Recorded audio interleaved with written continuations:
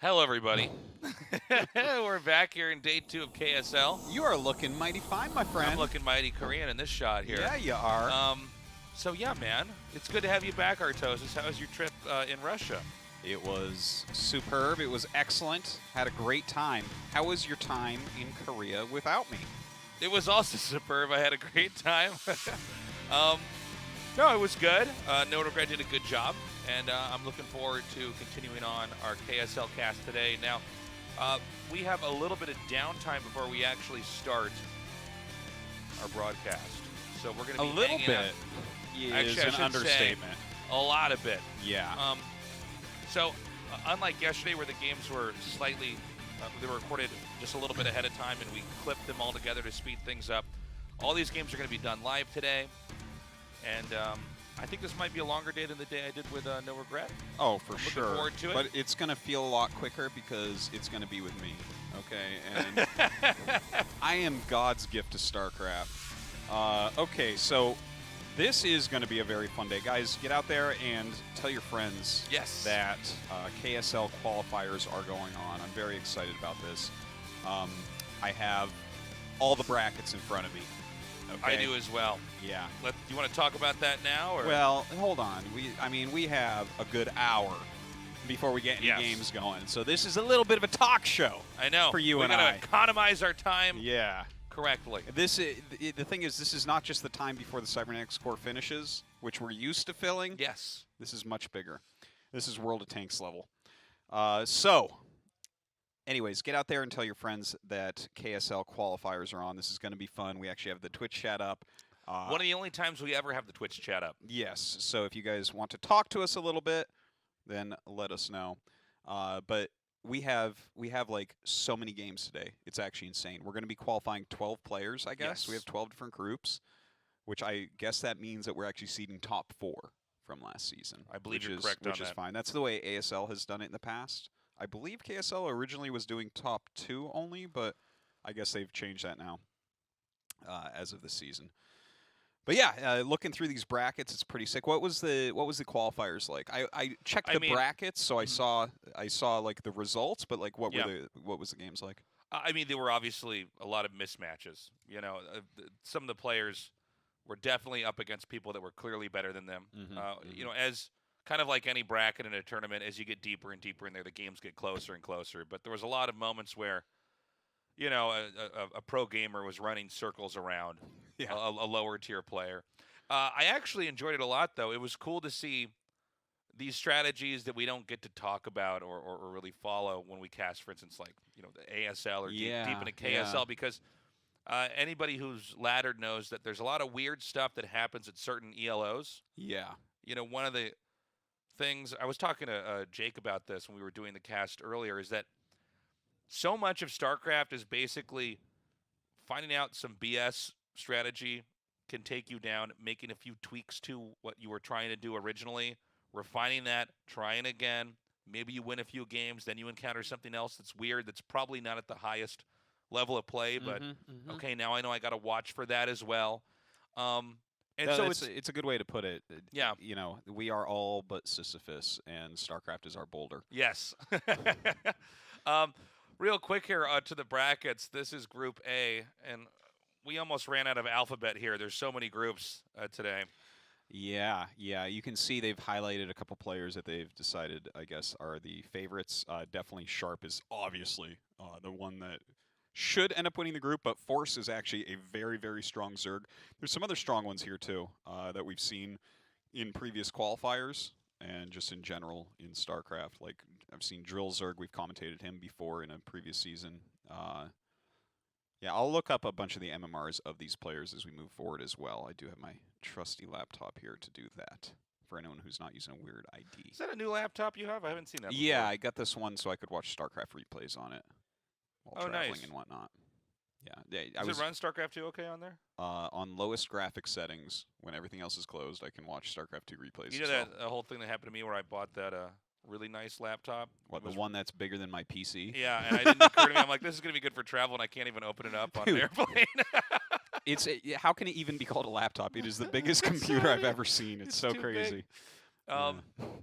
So as you can see here, that group is unbelievably stacked. That is yeah, an unrealistic group. That's by not even fair. the time we get to just past the first phase of this group in Group B, it's going to be crazy. A lot of really tough players in here. Dude, that's insane. Like, right now, Ample and JYJ are like, oh, God, Hyun, please beat Soma. Please beat Soma. Because if Soma makes it to the finals, he's through. Hyun could do it. I love Hyun. Yeah. He is such a charismatic, cool player, and his play is actually awesome. He's a strong Zerg, too, but, like, you look at this, Soma is, like, the real deal. He's the next guy. You know, he's the next big Zerg that we're going to be seeing. He's just so strong. Yeah, so that's kind of that's a stacked group. That might be the strongest group. So we might have some really good games right away here. Yeah, no, I think so. Like, I don't know if they just qualified less players this time or something, but I feel like looking at these brackets, they're stronger than any other season that we've had as far as the first round matches. I know most of the IDs that we are looking at on all these brackets. Like, these guys are basically all S rank, whereas before we had, you know, that A rank filth filling in some of the games. Scum. Pure scum. That's scum from the A ranks. We had some people in B rank from the underworld. The underworld. Oh my God. Playing their games in the tunnels they've built in their giant human ant farms. That is tunnel StarCraft for sure. They're like the mutants in the sewer from Futurama or something. So, oh my gosh. I guess the Korean casters had a lot to say about Group B here, but we're going to slowly cycle through each of these groups, and you guys are going to see. Well, hey, you know what we've got in store. Now, we don't know, by the way, which matches we're going to be casting. No, we don't know. You know, obviously this is a tethered broadcast, and there's so many games going on, so you're going to be about as ready for whatever match is coming as we are. Yeah. You know, that group, though, is kind of heartbreaking because Soma, like, there's, like, maybe only Flash would be someone favored against Soma in TVZ. But then I look over on the left side of the bracket, and Ample and JYJ are two of our best Terrans out there right now. They're still both rising, and they're both super strong. But, I mean, you want me to bet against Soma on them? No, it's not going to happen. Definitely think a good. Actually, I don't know. It's either going to be. Oh, never mind. We're going to go to Group C. Yeah. So here, Mind. I think has got a good shot. But I'll tell you what. If Shine gets to the very end of this group, I feel like Shine will be able to cheese his way through Mind. Mind took a little bit of time off, but he's back at the top of the ladder again. He's been basically top 5 on the ladder recently for quite some time. Also, don't underestimate Tinkle. Tinkle's got insanely good build orders. Like, he's one of these kind of ladder hero-y guys. Like, for instance, he made it into an ASL season. His other ID is E-Hazard for anyone who's, like, looking at it like, Tinkle, he's a good Terran. Like, yeah, it's a terrible ID, and so is E-Hazard. But you know what? We're going with Tinkle here. Yeah. And he's a strong Terran. He's oftentimes up towards the top of the ladder. He's got great builds and everything. I would favor Shine against him because Shine is good at tearing apart people that are good at build orders. You know. That's. I really do think Shine's going to get out of this group. I feel, oh really? Over Mind? I think so. I feel like Mind is. I think he's a very good ladder Terran, and he's obviously one of the greatest Terrans that there is. But I feel like Shine is built to take out players like Mind. Okay. You know, a lot of times when we see Mind lose, it's because he's trying to do something that is really good if you do it over and over and over again. And then that player just hard counters it or plays around it. I might be wrong, but well, if I was a betting man, I'd go with Shine. Sure. Well, I also look at that bracket. There's 3 Protoss on Mind's side of the bracket, so I mean, it's a coin flip if he even makes it to the finals at this point anyways, right? I mean, I haven't heard of them, but that makes them more dangerous. Oh, Kim Hak-soo. That's Oz, isn't it? I know Oz is very... Where do you see Kim Hak-soo? Oh, second name in. Kim Hak-soo. Oh, that actually might be Oz. That might be. I know that Oz I got this on my phone. I know he's active right now. I had this ID written down. Or their actual Korean name. Hold on. Because this was a problem when we did the last broadcast, was that there's obviously their BattleNet IDs, and then there's, you know, their actual monikers that they're really known by. Yeah. Well, a lot of people, when you see these things that are just like a bunch of letters and it doesn't make sense, no, you're not reading Croatian. What you're reading is someone using the Korean keyboard with English letters to make their ID. Yep. So when you type that, if you put on Korean on your computer and you like type that out, that'll say what they want their ID to say. Yeah, whenever you have alphabet attack there. That is Alphabet an attack. incomprehensible word Yeah. that usually means that if you were to input that in Hangul, you would get an actual word out of that. I'm trying to find this group chat. Give me a second or two. Sure. And then I could try. But yeah, the thing is, I know that his name is Haksu, so yeah, I wouldn't be surprised. So that actually makes this group a lot more interesting because obviously, Oz was one of the strongest Protoss in StarCraft 2 for a long time, and he was a strong player in StarCraft 1. Like, he wasn't at the top tier when they had switched over to StarCraft 2 yet, but a lot of these guys are turning back, and yeah. Okay, so we're on Group D now. Oh, wow. Look at that. Okay, so I finally found it. Let me see if I can find Oz in here now. This is just failing me. Artos is Fillmore time. yes, that's fine. So anyways, Group D, you see Baxter in there. I think Baxter is an amazing Zerg. Like, I think he's also known as Killer, for anyone who's a little bit confused as to who that is. He's been in ASL before. I think he's really good. A really strong Zerg player, and I think he's still up and coming somewhat. Yeah, I think he's got a lot that he can still prove here. By the way, you were right. It is Oz. I finally found it. Okay. I had to comb through a lot of pro gamer names to get that. Well, that makes that group way more interesting. That might be like the Oz most versus exciting Mind. group that we've seen so far, yeah. Yeah, might be. Light, of course. He's the huge favorite. He should just Yeah. move out of this group, right? I mean, the biggest threats are the Zergs here, and Light has no problem in TVZ. Yeah. And his TVP is actually really strong, despite what people might say. YSC, I've seen that ID before. I think he's actually quite strong, and obviously Bai Barracks is a really good player as well. I'm trying to think, who's Saul? That's like Kim Sangol. I don't know. I feel like I remember this player, but it's not coming to my mind right now. But yeah, I mean, this should be Light's group. Light is. It's funny because he didn't make last season because he tried to qualify with Protoss because he didn't like the map pool. And he almost did too, but 4GG ended up beating him. That's so funny, isn't it? Like one of your Terran brethren, they betray you and beat you with your own race. That's the worst, is if you play somebody, if you play somebody's off race in a mirror matchup and then you lose and you're like, oh, this is not supposed that would to be happen. the worst. That is the worst. Yeah. If you ever beat me in TVT Tasis, I would hang up my mouse and keyboard. That would be the end. That's the most painful, Yeah, right? That's when you're you've been zoned out of any possibility of you being evenly matched. Yes, even that's true. if it's cheese, it's like, just too painful. You are better than me. That is all there is to it. By the way, I gotta say, these chairs that we have today, magnificent. This back thing going on. Yeah. You kidding me? This is actually so comfortable. Yeah, I actually like our setup here a lot more today. Yeah. They definitely improved here at production. The whole little system we have in place. So speaking here's of Group 4GG Tasteless, yeah, there he is in that very bottom left. We do have Oregon, who I have to imagine climbs his way through here, but maybe not. All these players are so good, these relative no-names, that I mean, it's very easy for an upset to occur. There's some very, very strong players that we don't really know that well. Obviously, as we get into games, I'll look up MMRs of who's playing just to check for amateurs to see. Yeah. Because you can actually get a very good feel. It's like if someone's 2,500 or 2,300, that's a pretty big difference. Oh, yeah. But yeah, looking at this, the thing is, 4GG is playing like a madman. I think he has more ladder games than any other former pro. Like, he grinds. But, Oregon has been one of the better Terrans for quite some time now. I don't know exactly how to predict this. I think that is a pretty clear TVT finals there, though. So I think so. Quite different styles between the two as well. I actually really like Oregon's style. He actually plays a lot like I do.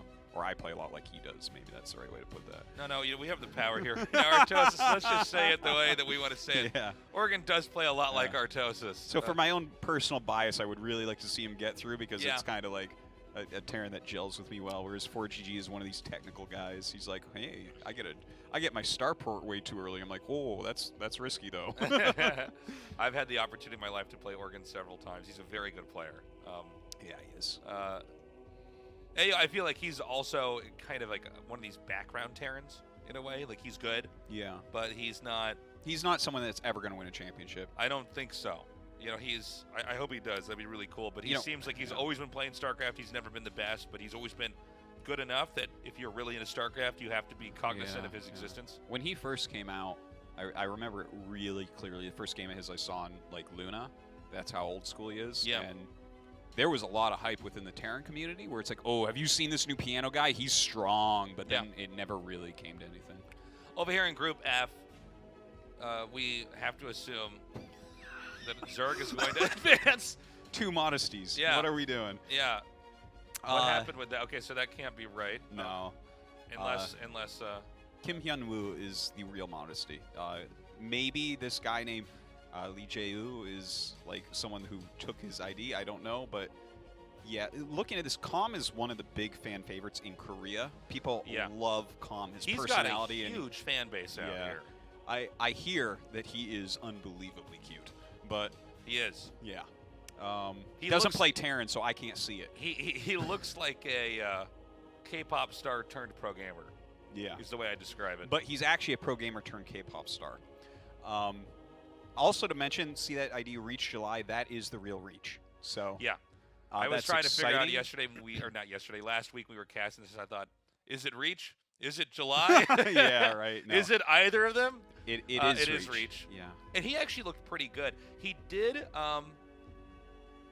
He seemed to be not comfortable on the newer maps. I should say not newer maps that required a lot more research and practice on, like blockchain, for instance. Yeah. You can't just show up on blockchain and wing it. Yeah. And he certainly wung it. He wung it. When we casted that, he did. I've noticed this trend where a lot of times the less comfortable the player is on that map, the more likely they end up expanding into the middle. Mm-hmm. But he had some good play. I don't expect him to get too far in this group as much as he is. If you followed old school StarCraft, he's a great player. He seems like he's just always been good enough to qualify for major tournaments, but never practice enough. He's a bit past his prime at this point, I would say. And there's a lot of this happens a lot when you get a game as old as StarCraft. Is there's people that this game is so in their DNA that they can pretty much always show up and qualify for a tournament of this size and scope, but never get deep unless they were to really sit down and actually work out all the kinks in their play. Yeah. And now, to be fair, Modesty, like his weak matchup, in my opinion, is EVP. So maybe if Reach has a great day, he can make it to the finals or something. It's hard to imagine him beating Calm, though, in that finals. Or if one of these other Zergs beats Calm, it's like, look at how many Zergs are there. That's not his strong matchup. He's always been known for his PvT and PvP. The truth is, very old school Protosses are not going to be doing that well against top tier Zergs. Everything that you have that's old Protoss play that made you good in the early, pre-2010, it's almost not applicable to the way that the game is played in this matchup now. So, but PvT, PvP, I think totally different story. I think PvP especially is everything that if you've been playing since the beginning, it's just made you more and more robust. Over here in Group G, we've got several good players. Irish, also known as Berserker, Ware, Saxery. Yeah, those are very, very strong players. Saxery's in great shape. We saw he was one of the only people that took a map off Flash in the recent ASL season. Ware has been coming up for a long time, a very aggressive Zerg, but he's filling out his play. One other thing, just to point out real quick here, a lot of players from Team White have qualified. Yeah. So we should be watching for that. Whenever you see, and I know that's a pretty big team, but whenever you see that many people from the team all qualifying, you got to wonder how much they've all been practicing for this. We might have some upsets with White players moving on here. Yeah, White is a gigantic clan. They actually have a lot of good players. Actually, Conte, I'm trying to remember who that is. I can't remember through the name, but I know that that's somebody that we know. Where is this Conte? Oh, see, I'm sorry, at the bottom right of the screen. Okay. Yeah, let me just look that up real quick because I know that's somebody. Baby Young Wu. Oh, it's 815. That's right. Okay. Yeah. He's a really, really strong Z, a former pro as well. That's like a very dangerous group. I think Saxery and Ware though are the favorites there. Over here, one of the players not highlighted in blue here is Midas. That is the real Midas. Oh, that's so sick. And he had looked some really cool good play last season in the qualifier. Yeah, he looked quite good. Actually playing a lot like he used to as well. A lot of these players are, in some senses, like time capsules of their era. Yeah. There's been periods where you have a pro gamer who's been quite dominant for maybe 2.5, 3 years. and then they have to do their military service, or they get married, or they go into another profession. Obviously, still good enough, still experienced enough to play in these tournaments, but a lot of times they're bringing play styles out from that time period, and it's always exciting to see how those styles can interact and mesh or gel with what the opposing player is trying to do, especially a lot of these newer, more modernized players. Now, over here in Group H, here's, I think, a big favorite for everybody watching, Cadenzi as well in the bottom left. Yeah, it's going to be tough for her, though. That guy that you see there, Kumsin, I don't know why he's changed his ID, but that's actually Olympus. He got the runner-up spot in the amateur Africa League. What was that called? Like A something L? Not I ASL. don't remember, actually. ACL, I think is what it was called. But yeah, it's basically the amateur league that Soma ended up winning. That's something you can tear in your knee orthosis. Well, I just about did. He actually eliminated me from one of the qualifiers. But yeah, he's quite a strong Protoss player. And he's actually one of the older players, too, so that's kind of interesting. Yerim is a player that has made it into ASL before. I believe he's the guy that didn't show up, though, if I recall correctly. But you look at this group overall, and Rush is the gigantic favorite. He is absolutely one of the top Terrans now. In Group I, as we continue to progress through the alphabet here, we have Best, I think the player most likely to advance out of everybody else. Very much. Game-O is in really good shape, too, so I think that match in the semis is what will decide this. We've got Haya as well, who's good, but I think it's very reasonable to say that Best is above and beyond the player. If he doesn't advance out of this group, I'm shocked. Best? Best. Yes. Well, Best is absolutely one of the best players in the world. Like if you name top 10 players in the world, Best will be listed in that every time right now. Yeah, but there's some danger in there.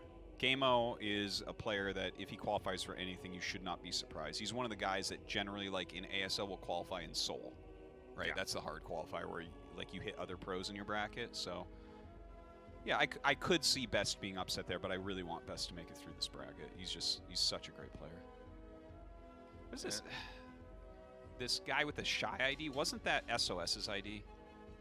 Back in the day? I don't know. All right, I'm actually not sure about that. Yeah, I'm pretty sure that's not SOS, but I'm gonna look up. I mean, it might be. I might be surprised. Sometimes I remember things slightly wrong. Sometimes these StarCraft 2 players, everybody that was good at StarCraft 2 or is good at StarCraft 2 in Korea basically was also very good at StarCraft 1. So yeah, a lot of times these players will just show up because they can, and why not?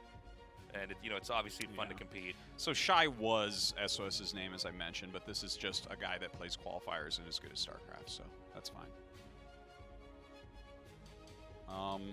But yeah, that group. I'll be interested to see how Haya does. It's been a long time since he's put out any results, though. All right, over here. Wow, this is a cool group. Craziness. Yeah, no, this is really, really good. So Noob has been really strong lately. He did make it into ASL. He's kind of a killer amateur right now. I think Queen's probably the player people are most excited about here in this group. This guy is a monster. AKA Zero. Just very, very strong. He's actually got a lot of good guides for Zerg that have been translated online if you guys are trying to learn. A lot of people don't know this. I know that we have people from all ranges that watch this because it's this game's so old, right? So you'll have people in their 40s tuning in who used to play and compete, and then people in their teens just now picking this up. But if you want to learn and basically cut to the good stuff in modern play, there's a couple translated guides on YouTube that you can check out. And Queens are, I would say, among the best. Queens and Flashes. Yeah.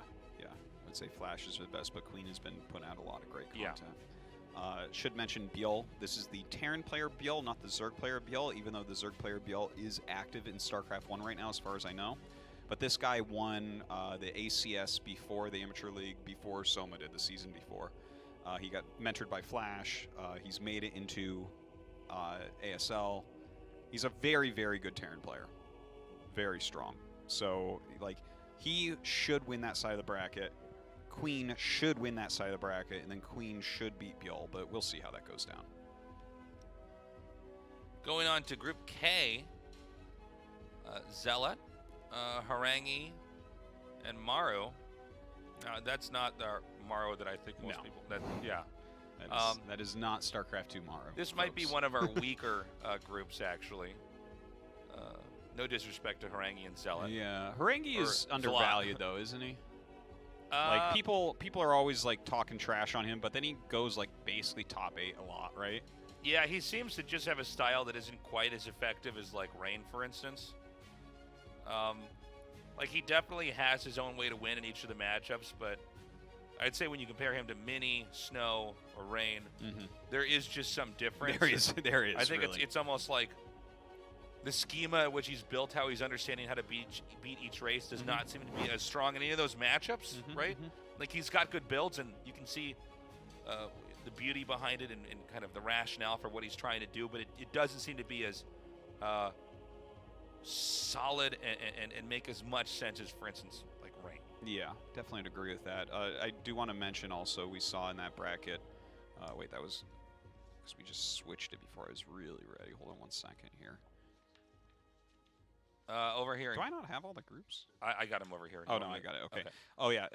Zealot's in there as well in that previous group. Right. He's a strong rushing Zerg, but Sari is in there, and his name isn't highlighted, which is hilarious because they highlighted by Maru the Protoss. Sari is extremely good, and I actually think he can win that bracket. I think that might have been a mistake or something when they highlighted Maru. There might have been somebody thinking like, that was actually Maru. StarCraft 2 Maru. Like, no, he's practicing He's BlizzCon, folks. Drops. What he's gonna do in this game? He has to play on, like, Thursday, guys, so that's not happening. Action, I think obviously we expect to get out of this group. Yeah. This is one of these groups where there's virtually no Terrans unless this guy in the bottom left. There's one of them. 1-2-1 gets out. I think it's just going to be a matter of who's good at ZVZ or PvP or PvZ. Would definitely consider Action to be a favorite, but Hyuk is dangerous. Yes, he is, for sure. Motive is a pretty good player, too, if I recall correctly. Yeah, he played really well last week. But I think it's a mismatch if he's going to go up against Action. Action's gotten really good. I think by next year, Action might be like untouchable. Like it seems like he learns a little bit slower. Like just historically, he's been so active, he plays so much. But whatever it takes to get you to the end there, you know. Yeah, he's like he never stops. He just keeps growing. Yeah. And getting better and better and better, and he continually has better results. I do hope that he ends up getting through there. That would be really great. Me too. So, there we are again. Here we are, Tosis. That was a fun little review of those What brackets. time are we at over there on your laptop?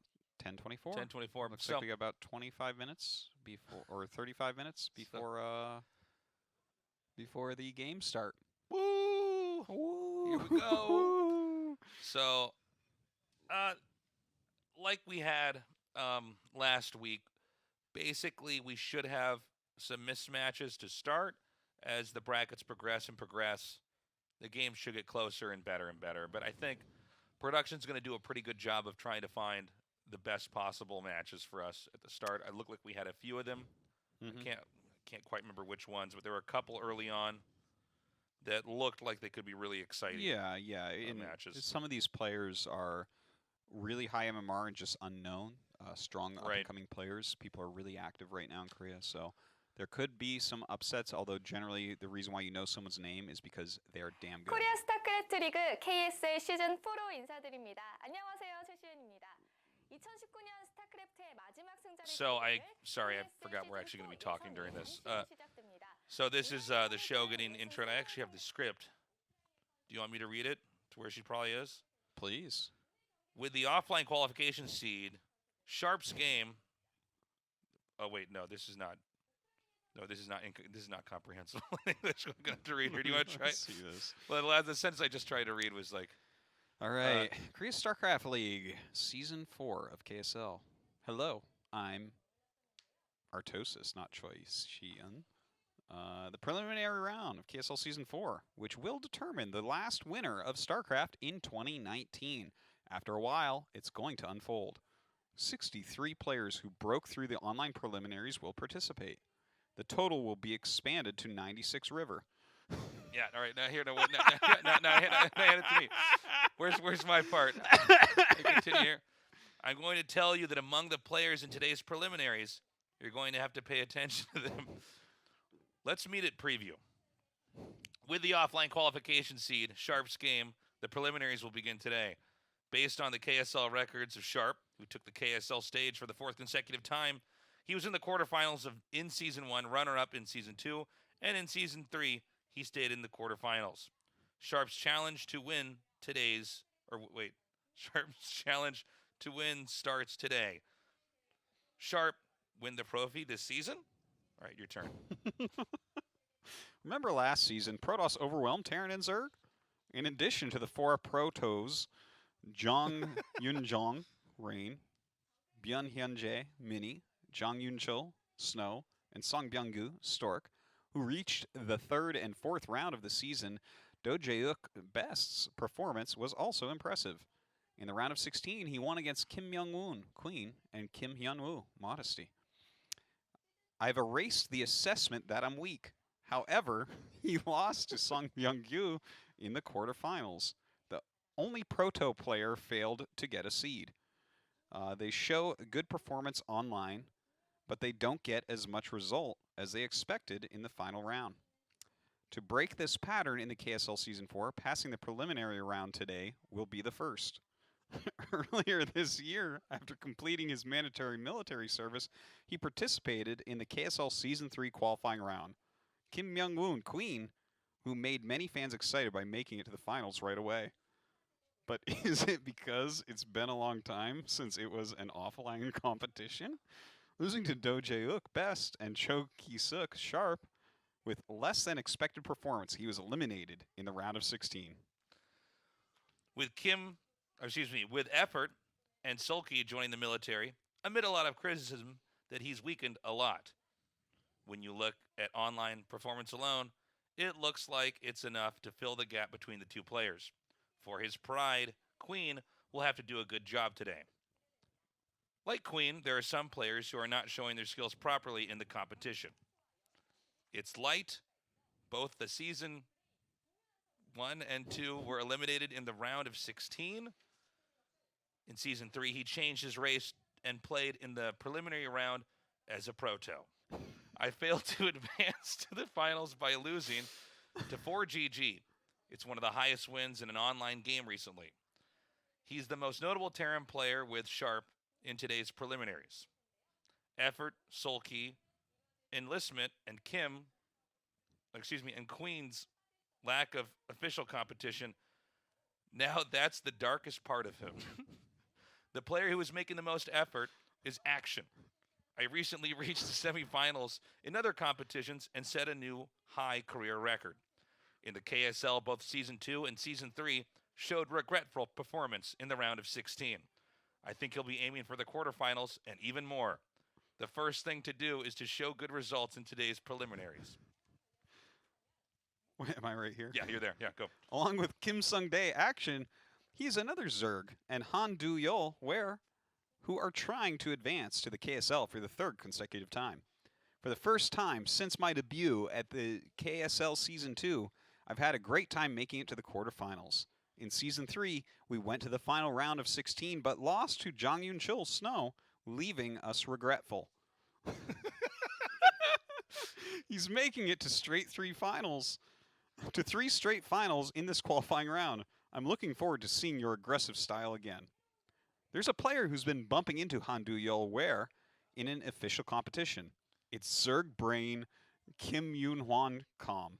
Kim Yoon-hwan Kom has made it to the finals from the 3rd qualifying round of the KSL season, met Han Du-yeol he led 2-0 and dropped 3, 4, 5 sets to failed to qualify.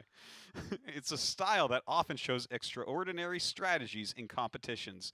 Many fans are looking forward to Kim Yoon-hwan Kom's first foray into the KSL. Well, can you make it happen today? There's another player you can't miss if you're playing strategy. I'm Lee Young-han, Shine. With this strategy and ability to play the game, he showed his ability to make it to the finals. He's a player who's always getting attention. I'm sorry I made it to the KSL twice, but I didn't record a match victory. I am looking forward to winning the 3rd KSL finals in this qualifying round.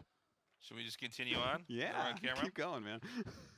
If Calm and Shine use various strategies, There is a player who is walking a lonely life with a single music.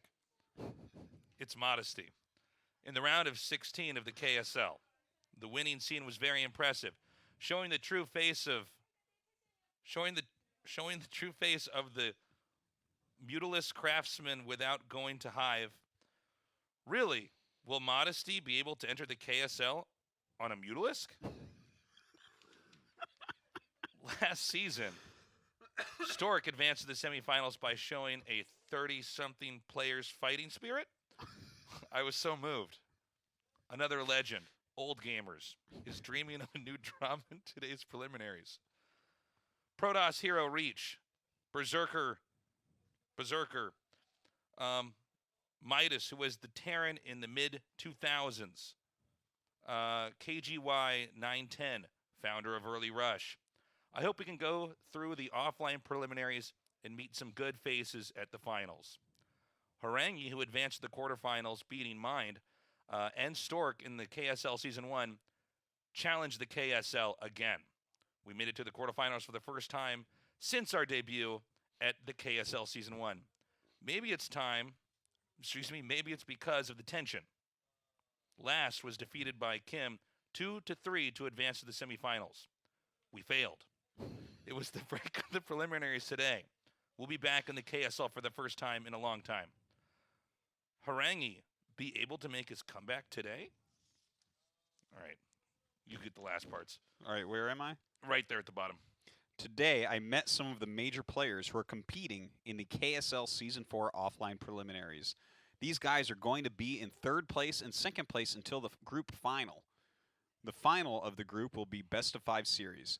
1 set is Neosylphid, 2 sets of Circuit Breaker, 3 sets of Blockchain, 4 sets of Overwatch, 5 sets are Fighting Spirits, and a partridge in a pear tree. Oh my God. Who will be the 12 players who will make it to the 4th round of the KSL season? I hope you'll keep an eye on us until the end. I'll say hi here. I've been Choi Shi-in. Thank you for joining us in the thoughts of a schizophrenic brain.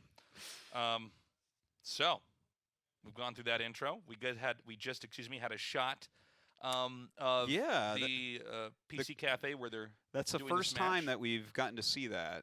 This is the 4th season of KSL, and we haven't had a camera there yet, so that's really cool. Maybe we can get some updates. Maybe we can tune it in to the right time and see someone hit their keyboard. That's always fun. Yeah. Knock their Mountain Dew into their keyboard. How many times at a live event have you seen someone like abuse either a keyboard or something like that? So much. Or yell. Okay, I thought we were going to cut to something. Go surreal. I know. Now those voices we just read are inside my head. No, I've seen that a lot, actually. I, for one, do not break any of my stuff. Yeah. I don't know. Mm-hmm. I would become extremely angry and irritable after I lose. I become less irritable as I've gotten older, losing games, but I think you've become more irritable, but okay. But I would say that I have seen a shocking number of people rage at StarCraft. I find it to be among the most rage-inducing games. Yeah. Well, it's interesting because, I mean, it's so frustrating. Yeah. But sometimes, like, I've seen rage where I'm like, oh, I totally get that. It's, like, I can see you're really frustrated. Mm-hmm. And then I've also seen times where someone will get really upset. And I'm like, wait, why are you upset? That guy's way better than you. Like, that's where it doesn't compute in my brain.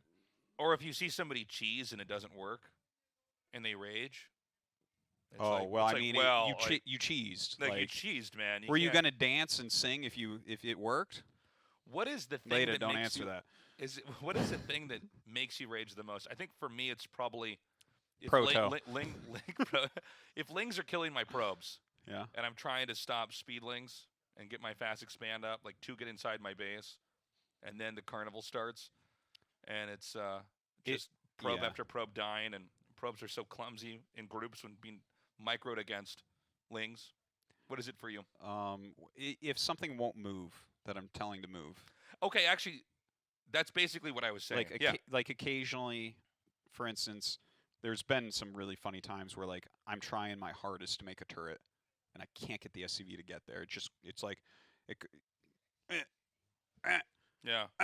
now I'm over here on top of this SCV. Oh, Yeah, and now I'm on the command center. And then it's oh, like you can't even build a in a comm mineral set now. patch, and then it moonwalks behind the mineral patch, and Oh it gets my stuck there because you God. put a depot or another turret already Yeah. there, and now it's just trapped there forever. That's the most frustrating thing. Yeah, that's Just something just won't move. And I'm like, Yeah. I move. All I do is move stuff around. in I StarCraft suppose 1. movement is actually among the most vexing things in the entire game, is trying to get something somewhere. Like, some units move right where you tell them. Like lurkers. Just grab a lurker, tell him to go there. He's got no problem navigating the map. Mutalisk too. Mutalisk too. Flying units in Zergling, I guess general. all the Zerg units. Yeah, Zerg Hydras, units. actually, very easy to move. But Must there's, be nice. there's some units, and I'd say especially Terran. Defiler doesn't quite move that neatly, I guess, but It doesn't need to because it has like 12 starting armor. that's true. It That is just true. I have a whole force of units going after, and it's just Yeah. like, oh, I'll just wiggle this way. I don't See, even your need the dark storm. Goliaths are hard to move. Dragoons are a nightmare. Templars can be frustrating because they're so kind of stuttery and slower than everything else and They are slow. weak. Yeah, movement's probably among the most frustrating things. Yeah. Have you ever Probably. raged and broken stuff? No, I don't No? break stuff. Never. Nothing? I've never actually broken anything. Once I broke a headset when I was like playing online poker a long time ago, and I felt like a fool. Never did it again. Yeah, after you break something, you go, I'm like, whoa, I'm a baby. I am a child. Yeah. So we're going to be filling for a little bit longer here as the players are getting set up. And when we're ready, we're going to be going into our games. This is going to be an all-day event. So if you've just tuned in, I would encourage you to leave the stream on. You can be, if you were about to fall asleep, you could go to bed and sleep for 8 hours and wake up and we'll still be here. Yeah, So- that is true. So if you need to go to sleep, go ahead. We'll be using our probably a different style of casting here today, probably more of a passive one. Keep our casting energy reserves where they need to be. Let's just scream about the first match and have no voices or energy left. What I think that's a good do way to is it. the hump in my back, you know, camels keep water there. Yeah. I keep extra caffeine there. So in these casts, if I need a little bit Punch more. me in the back, Artosis. I'm getting weak, Artosis. Hit me back there. I go, whoa, His okay. eyes dilate. Yeah. Yeah. This is the one time we actually have Twitch chat on. Yeah. We said we were going to read it, but we haven't actually. I haven't There's- paid any attention to it Yeah, yet. I don't know. I don't know. Don't worry, they're not saying anything interesting. Yeah. There's a bunch of pog champs in there, and that's it.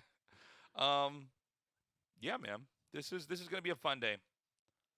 I do look forward to seeing if we have any of these players who we don't know about really, who are ladder monsters, who might this time around really prove themselves. I don't think so. I think it will No? be names that we really know. You think this is like a bad superhero story where it's just the good guys win? And Well, definitely they won't all be good guys. if well, is this going to be one of these things where we know that, for instance, Superman's going to win because he's fighting bank robbers and not another supervillain?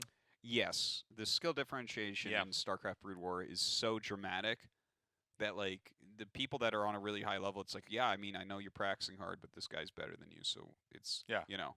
It's like practice as hard as you can. You're still in high school, and that's still LeBron James. You know, it's Yeah. like you just.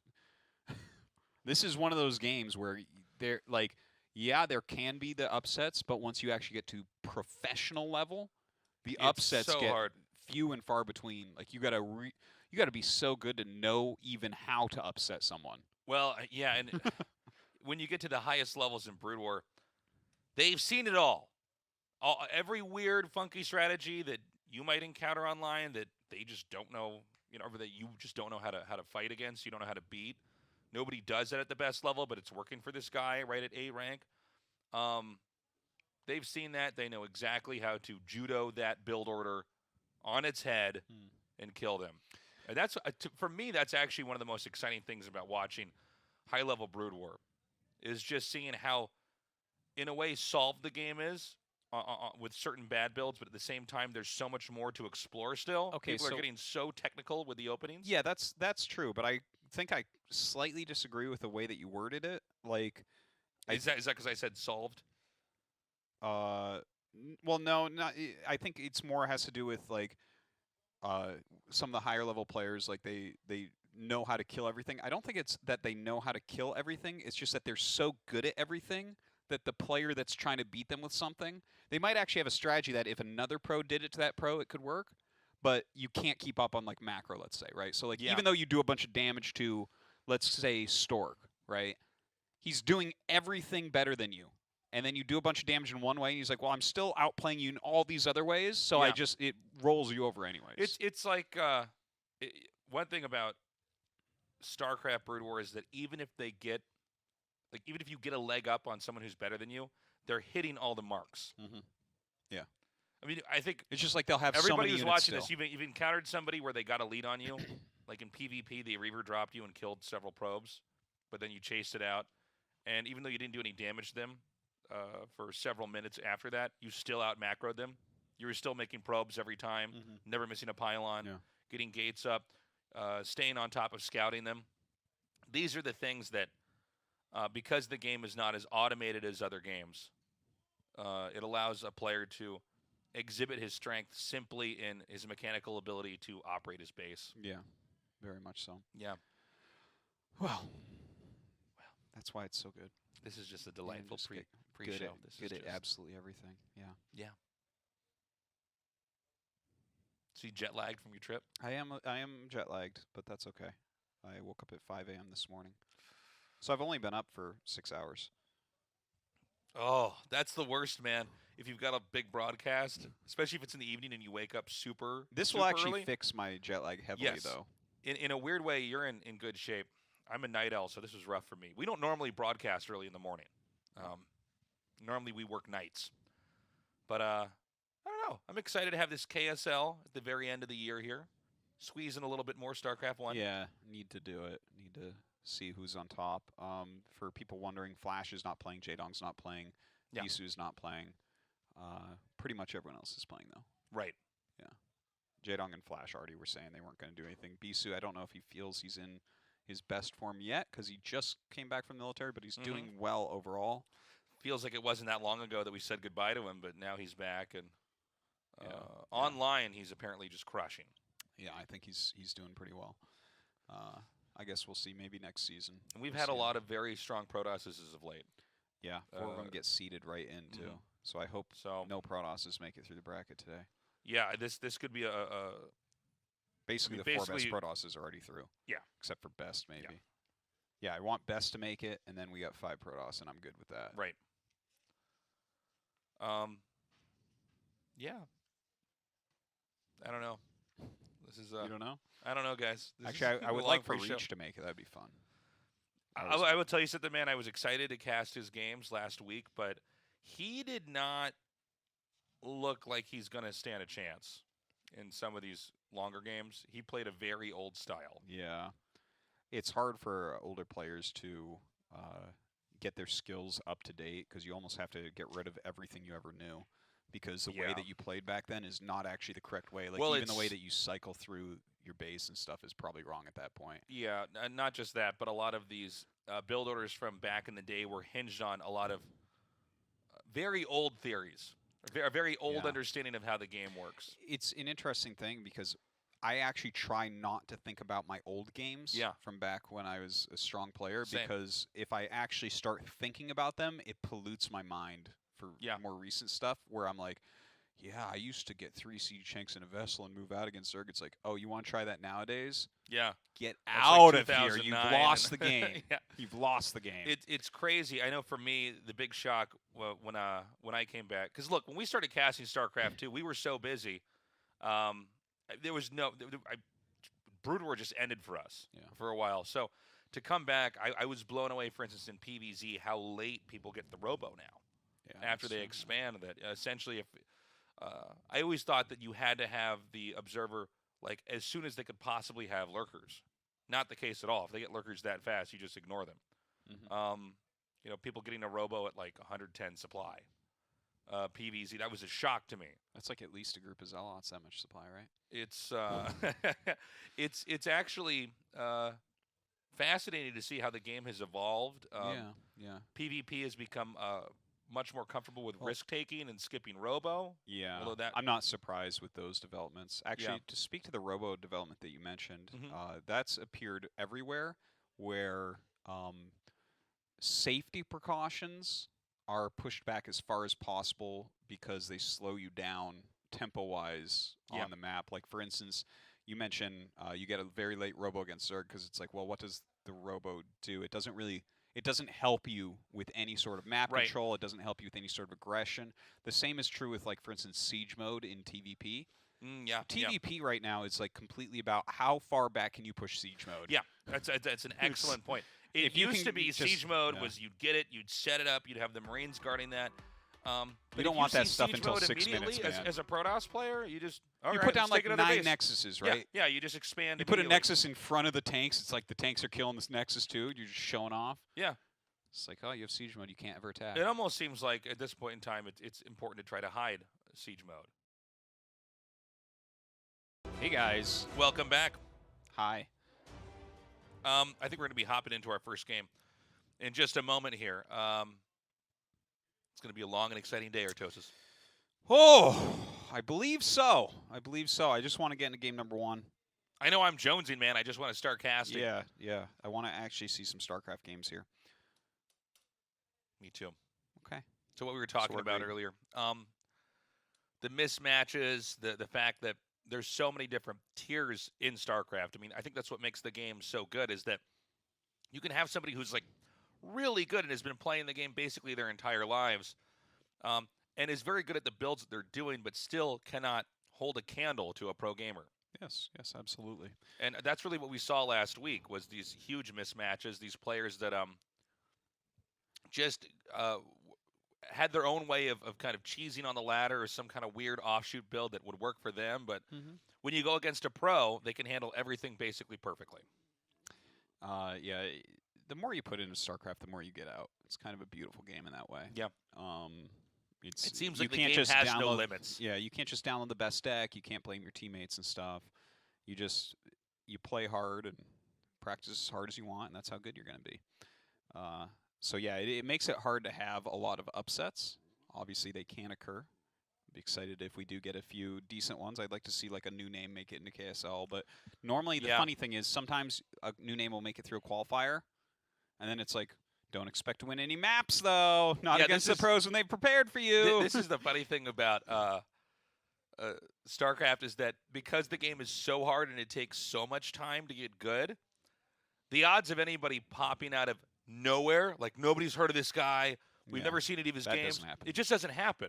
You have to grind so much and practice so hard that your name slowly bubbles up as you begin to get better and better. You see top-level players coming years in advance. Yes. Kid you not. Like, basically, I mean, I've been playing at a pretty high level for over 20 years, and, like, every person that came up, you saw them coming.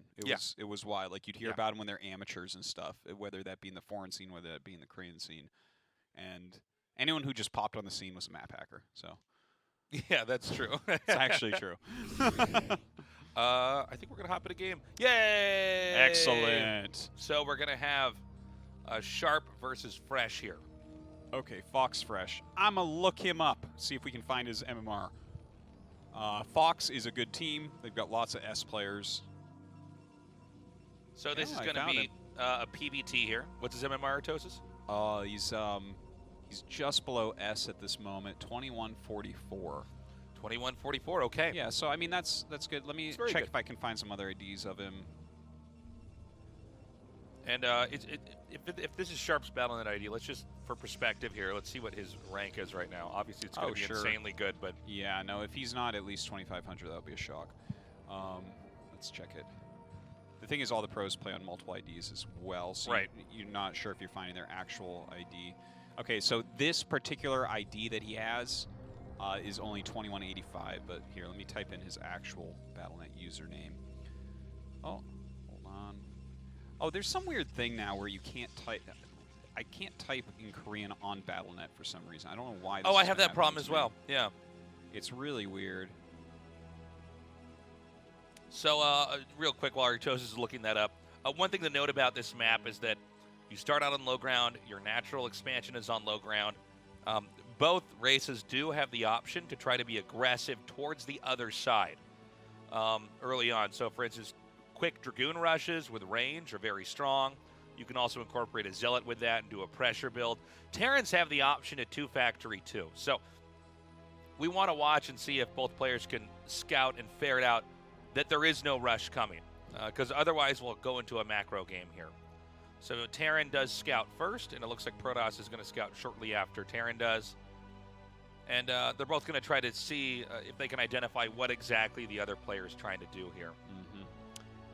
Now, because he's playing against a lower-ranked player, he probably won't do anything overly aggressive. I wouldn't be surprised if he does something like Mine Expand, just because it's unbelievably safe. It's like the safest opener that you can have. Especially on a map with low ground. Yeah, and he actually likes styles like that, like, you know, where you make, like, you know, some Marines, maybe a tank, and then some Vultures with mines. But there's actually... He's known for liking that, so if you've actually prepped to play against him, which I don't think they knew the brackets too far ahead of time, so I'm not sure if anyone would, but there are counters to his play as well. So, I can't find, I don't know how much ladder he is playing right now. On his main account, I don't see any of the highly ranked ones, but generally he's very, very highly ranked. He's a former KSL finalist, so it's whatever. I mean, it's Sharp, you know, he's considered probably the 3rd best Terran in the world after Flash, and it's like the top 4 Terrans are Flash, Last, Light, and Sharp, just to put that in perspective. So he's a top 4 Terran. By the way, and some people might disagree with this, but I would say that Sharp is the most exciting player to watch as a Terran. Like, he gets into a lot of really exciting situations where it's do or die, and he controls very well. By the way, I love this eBay plant here. So the idea with this is that Protoss can't simply throw down a Nexus to preempt the Terran's command center right away. Yeah. And, I mean, this definitely can be something that's cool and useful. He definitely skipped at least an SCV to do that. But, you know, if you slow their Nexus down a little bit and your command center goes up first, obviously that's a good feeling. This actually forces Protoss into a build that looks like one of the oldest builds in PvT, which was Gateway, Range, and then Robo with Observer, and then Expand. Unless he's intending to do something that's not expanding. But right now, it looks like that.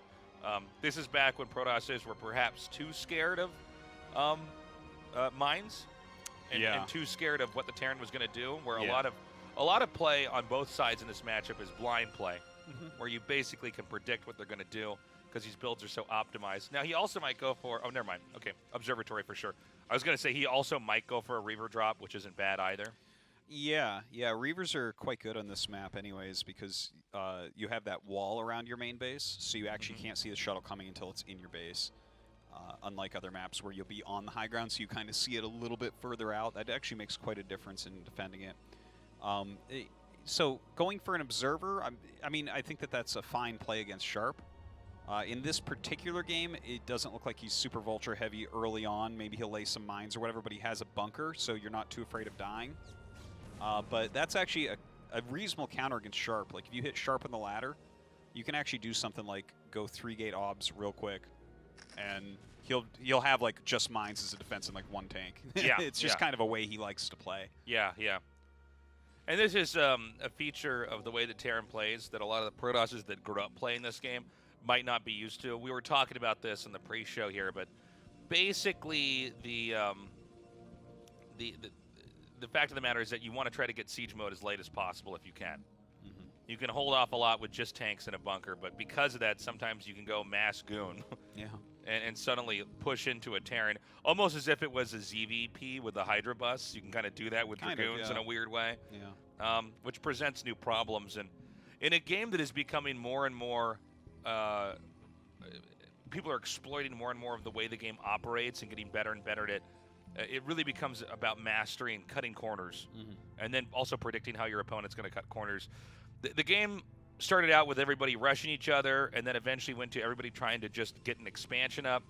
And now it's become so much more complicated than that. Okay, now this is a pretty big mistake here by...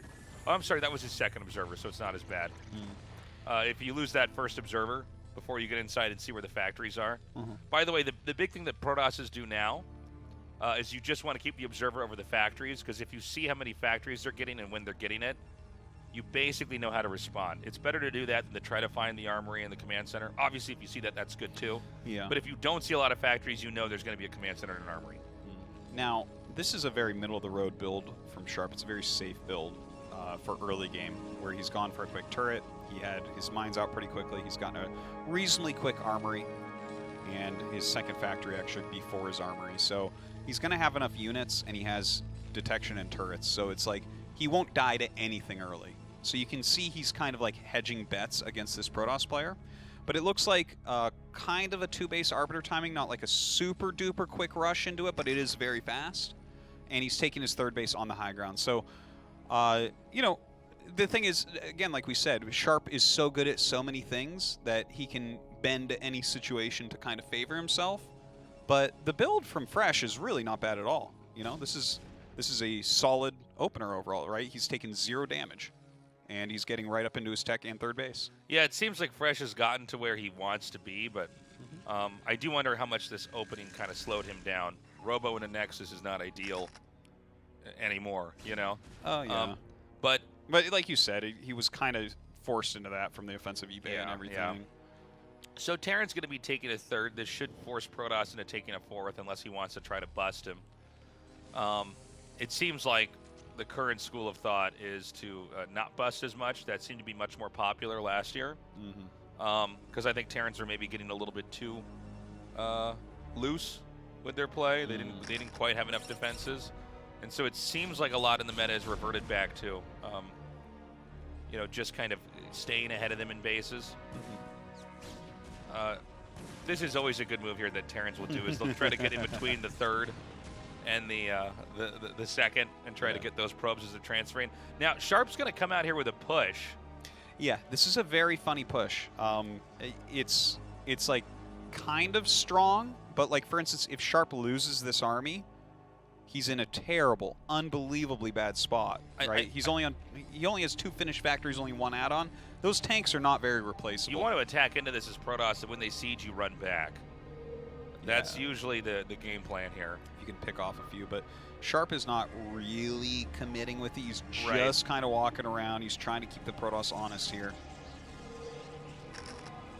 It's like he wants to do some harassment with a good pylon wall, kind of stopping him. Getting ready to take that additional base. Does deny that probe going towards where he wanted his 4th. So we're going to have the Protoss either upgrading recall or stasis. A lot of times it's recall if you see them taking a 3rd. You can get energy if you really think they're not going to attack for a little bit here. You can go for that energy upgrade and then end up with Arbiters that have way more that they can cast and do. That's a super rare thing. Yeah. Someone really, like a 2400 Protoss did that to me recently. It was so interesting to see. Well, it's funny because normally you have just a cap on the number of spells you can cast, especially as the push comes. It's like you have exactly a right number of things you can do, so having that extra energy can make a pretty big difference. Yeah, I think against like a quick 4-base Terran, that can be really, really strong. Also, it seems like that would allow you to recall into a place and then maybe stasis at a ramp if you wanted to, like all in one. Yeah. Which could be devastating to the Terran in their main. Definitely the case there. So I mean, this game. The thing is, it's hard to really put a place on where they're at. StarCraft 1 is really complicated like this. It's not, you can't just look at the builds always in these types of situations and say who's ahead. But I guess what I can say is it looks to me like the Protoss player is playing a very strong game. By the way, this is a beautiful frame rate. I can see it's so smooth. It's ridiculous. Yeah. But the Protoss is playing a very nice game right now. He's kind of getting into everything he needs. He really knows what he's doing. Yeah, this is a very good Protoss. Yeah. Like, maybe not a pro, but he's playing very strongly. Now, as far as Sharp goes, he hasn't gotten damage done, but nothing's gone wrong. No, everything's fine. He's got tools. He's running around with Vulture, see if he can get something done. He has a drop ship that I believe has 2 tanks in it, and that's something he's very good with. We'll see if he gets damage with that. I think a lot of this is just going to come down to the choices made with the Arbiter. Is he going for the quick recall? Is he going for the quick stasis? Are we going to see Fresh try to get into Psystorm How is Sharp going to end up attacking? You know, Sharp has really filled out his macro play a lot lately, so... It is impressive to see Fresh actually block out that dropship for so long. I do worry, though, if that dropship gets in the main, that should be a full pylon wall, and there's definitely vacant areas where you could put tanks, and there's really nothing that the Protoss can do to contest it. And even though it can look very simple on the surface, you know, an attack like this is devastating if you're a Protoss player, Yeah, because this is great. this is where you walled yourself out of your base, so you're losing just so much time here. A perfect drop and just in time. If that cannon had been warped in, then that drop does not do like anything comparatively. One thing to note is whenever you're playing a game like this, you need to make sure if you've walled yourself off at your third, that you have enough cannons there that a drop is basically going to be obsolete. And you can already see, I mean, Fresh is in some ways paralyzed. Yeah, a little bit. In his response to this drop. Well, he flew over the shuttle, and normally that shuttle will deal with it, but Sharp microed his tushy off and was able to clear that out. So that is so much lost mining time. This one dropship has actually done a lot in this game. See this? Is he going to fight it with probes? Back in like, here. Jeez Louise. Okay, so this is where we see the difference between a pro and a ladder monster, is that, and look, we've all been there. You know, you can laugh at this, but in truth, it's like, well, actually, this is pretty hard to deal with. It is. It's super hard to deal with. It's just hard to get in here. It's hard to, There's a lot of finesse here. Ooh, that was swift micro by Fresh. And Sharp was like trying to prevent stuff like that. The fact that he even saved 2 mines on his Vulture for the next drop that came in. Yeah.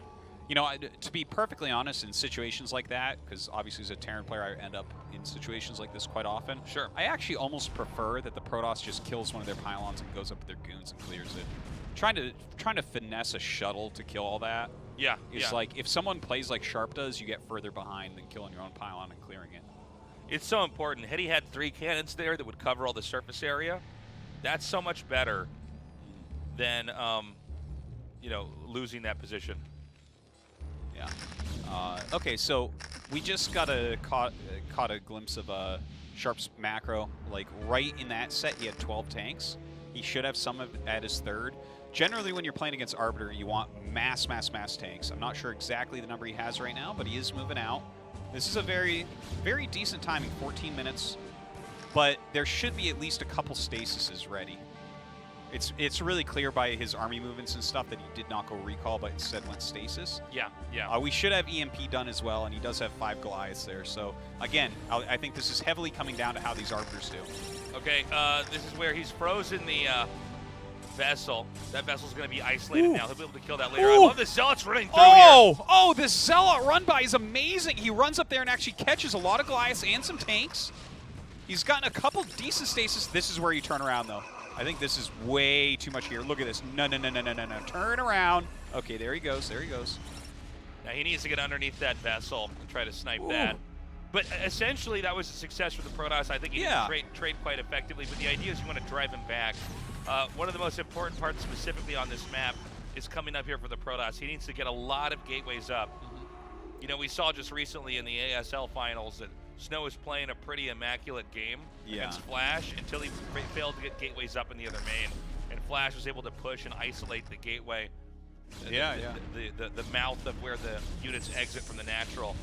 And that was basically it. Well, he is adding gateways over in that left main that he's just taken.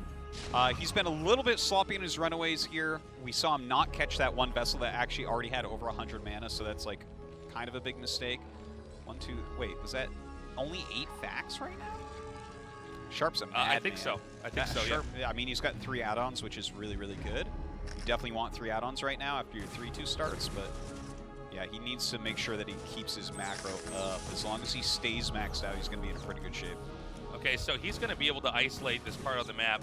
He can spill vultures in here, and there's just not enough of anything to defend. So the counterattack is what Fresh wants to go for. Now, I do not know that this is going to succeed. It seems like there's enough tanks that are unsieged. He could basically completely cut this off.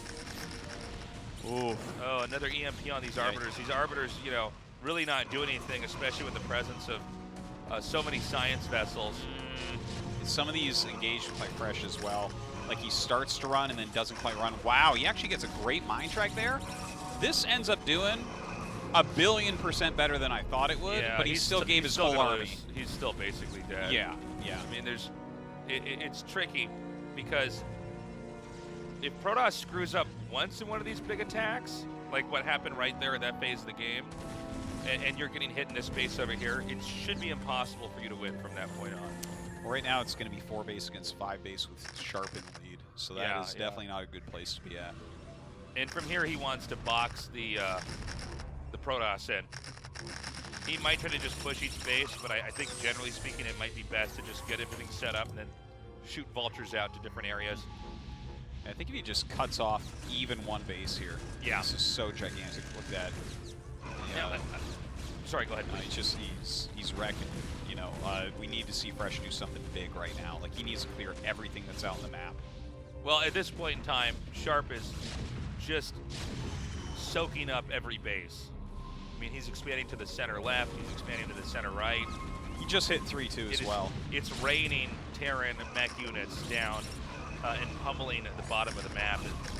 There's just, not a lot you can do. I think that, that's it, GG. Yeah. And so he was ill-prepared for that late game. Again, I think a lot of that really goes back to the drop we saw. Yeah, the drop was definitely big. It did a lot more than it really should have. He didn't quite clear it quickly enough. He didn't have his photon cannon warped in. Even that one, again, that one cannon finishing basically clears it. Like you probably Sharp would have just flown past and gone to a different base, which would have been more wide open. So kind of an issue there. Also, I think the very first big engagement, Fresh was a little bit slow on turning around. And then we saw a couple hemming and hawing moments where you have to be pretty decisive as Protoss. Obviously, Sharp played a very solid game overall. But yeah, it's just not quite perfect play there from Fresh to follow up. I think we can all kind of relate to that position that the Protoss was in. He was actually doing a basically like S-class job keeping the dropship out, fighting the vultures. But once the drop happened, things fell apart. Mm-hmm. You could see that the Protoss wasn't quick to save the base. He could have, for instance, used Speed Zealots to just run in there and flood that area. But he was paralyzed. He was frozen. He dropped a few Zealots, which were killed off. He then sent his own probes back in there. I mean, there was a lot that went wrong back there that just allowed the Terran to ultimately, with that push, come through and crush. All right, so our next game in this series, it is on Circuit Breakers. We'll have the same map order all day. Sylphid Circuit Breakers blockchain. When we hit best of 5s, map 4 will be Overwatch, with map 5 being Fighting Spirit. Now, Circuit Breakers, Neo-Sylphid and Circuit Breakers are actually both very comfortable Terran macro maps. You really can secure 4 bases relatively easily on both maps. Circuit Breakers probably a little bit better because you start with a ramp and the 4th base is maybe slightly easier, or the 3rd base is definitely easier, I guess is a better way to put it, than Neo-Sylphid. But I think overall both very solid maps for TVP. Yeah, this makes for maybe the most epic PvTs, especially in cross spots like this. Let's see if Fresh can do a better job. I think he showed that he was a really good player. He definitely has a handle on the matchup. He just needs to not get hiccuped there. Yeah, Fresh is going to feel very comfortable here because, it is a standard map. You play this all day, basically, on ladder. It's probably the most popular map overall. And, they cross spawn, so it's going to actually be hard for Sharp to do any finishing moves upon him. Just a little something to point out. So, yeah, I mean, I guess we'll see what type of opener Fresh wants to go with here. I also think it's very unlikely that the Terran is going to do anything like 2 Factory. We're so far apart that it just seems unlikely, that 2 Factory is just not popular currently. Like maybe at lower leagues, it's still used quite a bit. Like I still mix it in. I think it's a great build to mix in, and you'll see occasionally like Sharp or Last mix it in a little bit, but it's especially in like a qualifier. I feel like it's a great best of 5 build in a tournament. You know what I mean? Yeah, it's definitely a tournament build. You want to bust this out to just make sure that Protoss is not being too greedy. Yeah, but if you're playing a best of 3 like this, I think you're trying to, especially most of the Terrans that will probably be watching today are pro Terrans. They're probably just going to want to kind of absorb the early game because they don't, you don't want to as often open up with something that's that dramatic if you only have a couple games to prove yourself, unless you feel like you're worse. Yeah. And then if you really feel like that and the other player knows that, they can kind of predict it and shut it down anyways. Yeah. Two factory does not develop into a later game. If they hold off your you have to do a factory very precise amount of damage to have it go into a later game. And it's also, getting to the third base gets really awkward after a two factory. Yeah, it definitely can be. Now, in this game that we have here, it is still completely unclear what exactly these players are going to try to do. Nice job here. He's going to get the probe through. It's important even to just make sure that there's no command center there yet. As far as Sharp, well, normally I'm actually kind of surprised he dived in there like that with the probe, to be honest, because you won't start your command center yet unless it's a gasless, and you already know it's a gasless. So when would the command center have started? Do you have the time on the clock? Like right about now, right around 3:30. Okay. Because you're gonna start your add-on basically and then go. So like right after your factory. See, there's the add-on. Here's the command center. Got it. Okay. Yeah, since they've incorporated the clock into the game, it's made really it helped much. a lot. Yeah, It's really helped a lot. I was super conservative about what I thought they should do with Remastered. Like I thought, okay, brush up the graphics, that's fine, but I thought no clock, no changing hotkeys, and now that I've been playing, I think no, this is yes, actually clock, fine. yes, changing. Yeah, exactly. Well, the now hotkey thing I'm is even silly, for- especially for you as a Protoss player, having to use P for stuff. Like, what are you doing over there on that side of the keyboard? That's where I hotkey my Nexus, 0P9. No, I know, but like. But I mean, for That's Pylon, silly. that's E now. Yeah, But I mean, no, I don't- exactly, yeah. exactly. Well, also you just look. Well, at, I hope you moved your probe to E as well. No, that's terrible. You wanted it 0. Oh, you're insane. This way you can do. Well, what would you hotkey your Nexus as? Yeah, I guess you could because you don't have to use scanners. Right? To be honest, as a Terran player, you should probably hotkey your command center as 0 and your SCVs as P. This is actually like a little secret. No, because you need you always have to have comm sets on hotkeys. Oh, that's right. So okay. 789 or 890 rather are always comm set scanners. It's really funny trying to show StarCraft 2 people how to play Protoss because you realize how much they can't move their hand to the right side of the keyboard. Like it's so weird. yeah. This happened with a couple people. Where I say, look, your Protoss hotkey it is 0. This way you have your control groups 1 through 4, Yeah, or 1 makes through sense. 3, 1A, 2A, 3A. Then your gateways, you can do 4D, 5D, 6D, 7D. And if you want to, you can. Depending on if you're prioritizing probes or attacking units. So like if the Terran, let's say you scout a Terran in this matchup, right? Your observer gets in there, you see 4 or 5 factories making. Well, we're not as concerned about probes then, right? Yeah. So I'm going to make a bunch of gateways. I'll hotkey from 4 to 0 my gates. I'm macroing out. I will be sure to be making probes as much as possible, but I need to be able to rhythm out attacking units. If I see that there's only 2 factories, maybe an armory and a command center, right, to really just make this obvious, well, then I want to get a third nexus. Then I 0P, 9P, 8P. I go backwards through that. Then you can just crank out workers, and of course you're still going back to your gateways and making stuff. But yeah, I think one of the mistakes that a lot of Protoss that started learning this game, if they came from StarCraft 2, is they wanted to try to figure out how to make it work on the left side of the keyboard, where you don't need to. You don't need to do I that. think you've kind of sold me on the Nexuses being down there still. Yeah, I've been meaning to switch my actual scan key down here 098 because I still have it on S. But Oh, like, really? Yeah, you should definitely. Well, Terrans are so quick at 09 or 8S. Oh, Like, or toast. literally, when I die, you'll be able to make a sound of a DT near my corpse, and it will be able to do it. Yeah, I mean, I would recommend that people that are listening to this try that. And for those of you who say, I can't change my hotkeys, it's too hard, shut up. This is only as hard as you believe it is hard. That's true. There's so much about people that are trying to get good at games where it's just a mental block. I mean, I get it. It's not easy to switch. Yeah. Go practice maxing out against a computer or against, nothing for, a couple rounds. Be very cognizant of the fact that you changed your keys. If you need help moving your hands, you can buy little stickers that you put on different keys on the keyboard. Yeah. Some can be raised, some can have little. Those did not exist in America 15 years ago. I looked harder really? than anyone's ever looked for anything.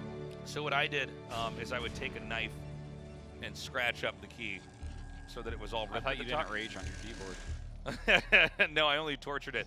But what I would do is because when I started switching over to 0p, I would actually just get my a kitchen knife and just stab the 0 key a bunch of times.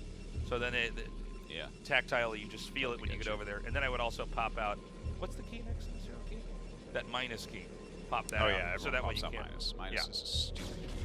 Yeah. By the way, let's talk about this game for a minute sure, here, please. because it's kind of interesting the way that this has gone down. I actually kind of want to re-look at this game because I was talking when it occurred, but Sharp did an on-location pre-7-minute command center where he already had 2 facts, an armory, and an academy. So that's like, he's as greedy as you can really get. He was very low on tanks, definitely didn't have siege mode, just laid some mines around. But the thing is, he's feeling out very well how comfortable Fresh is in various locations. By the way, he has observer speed already.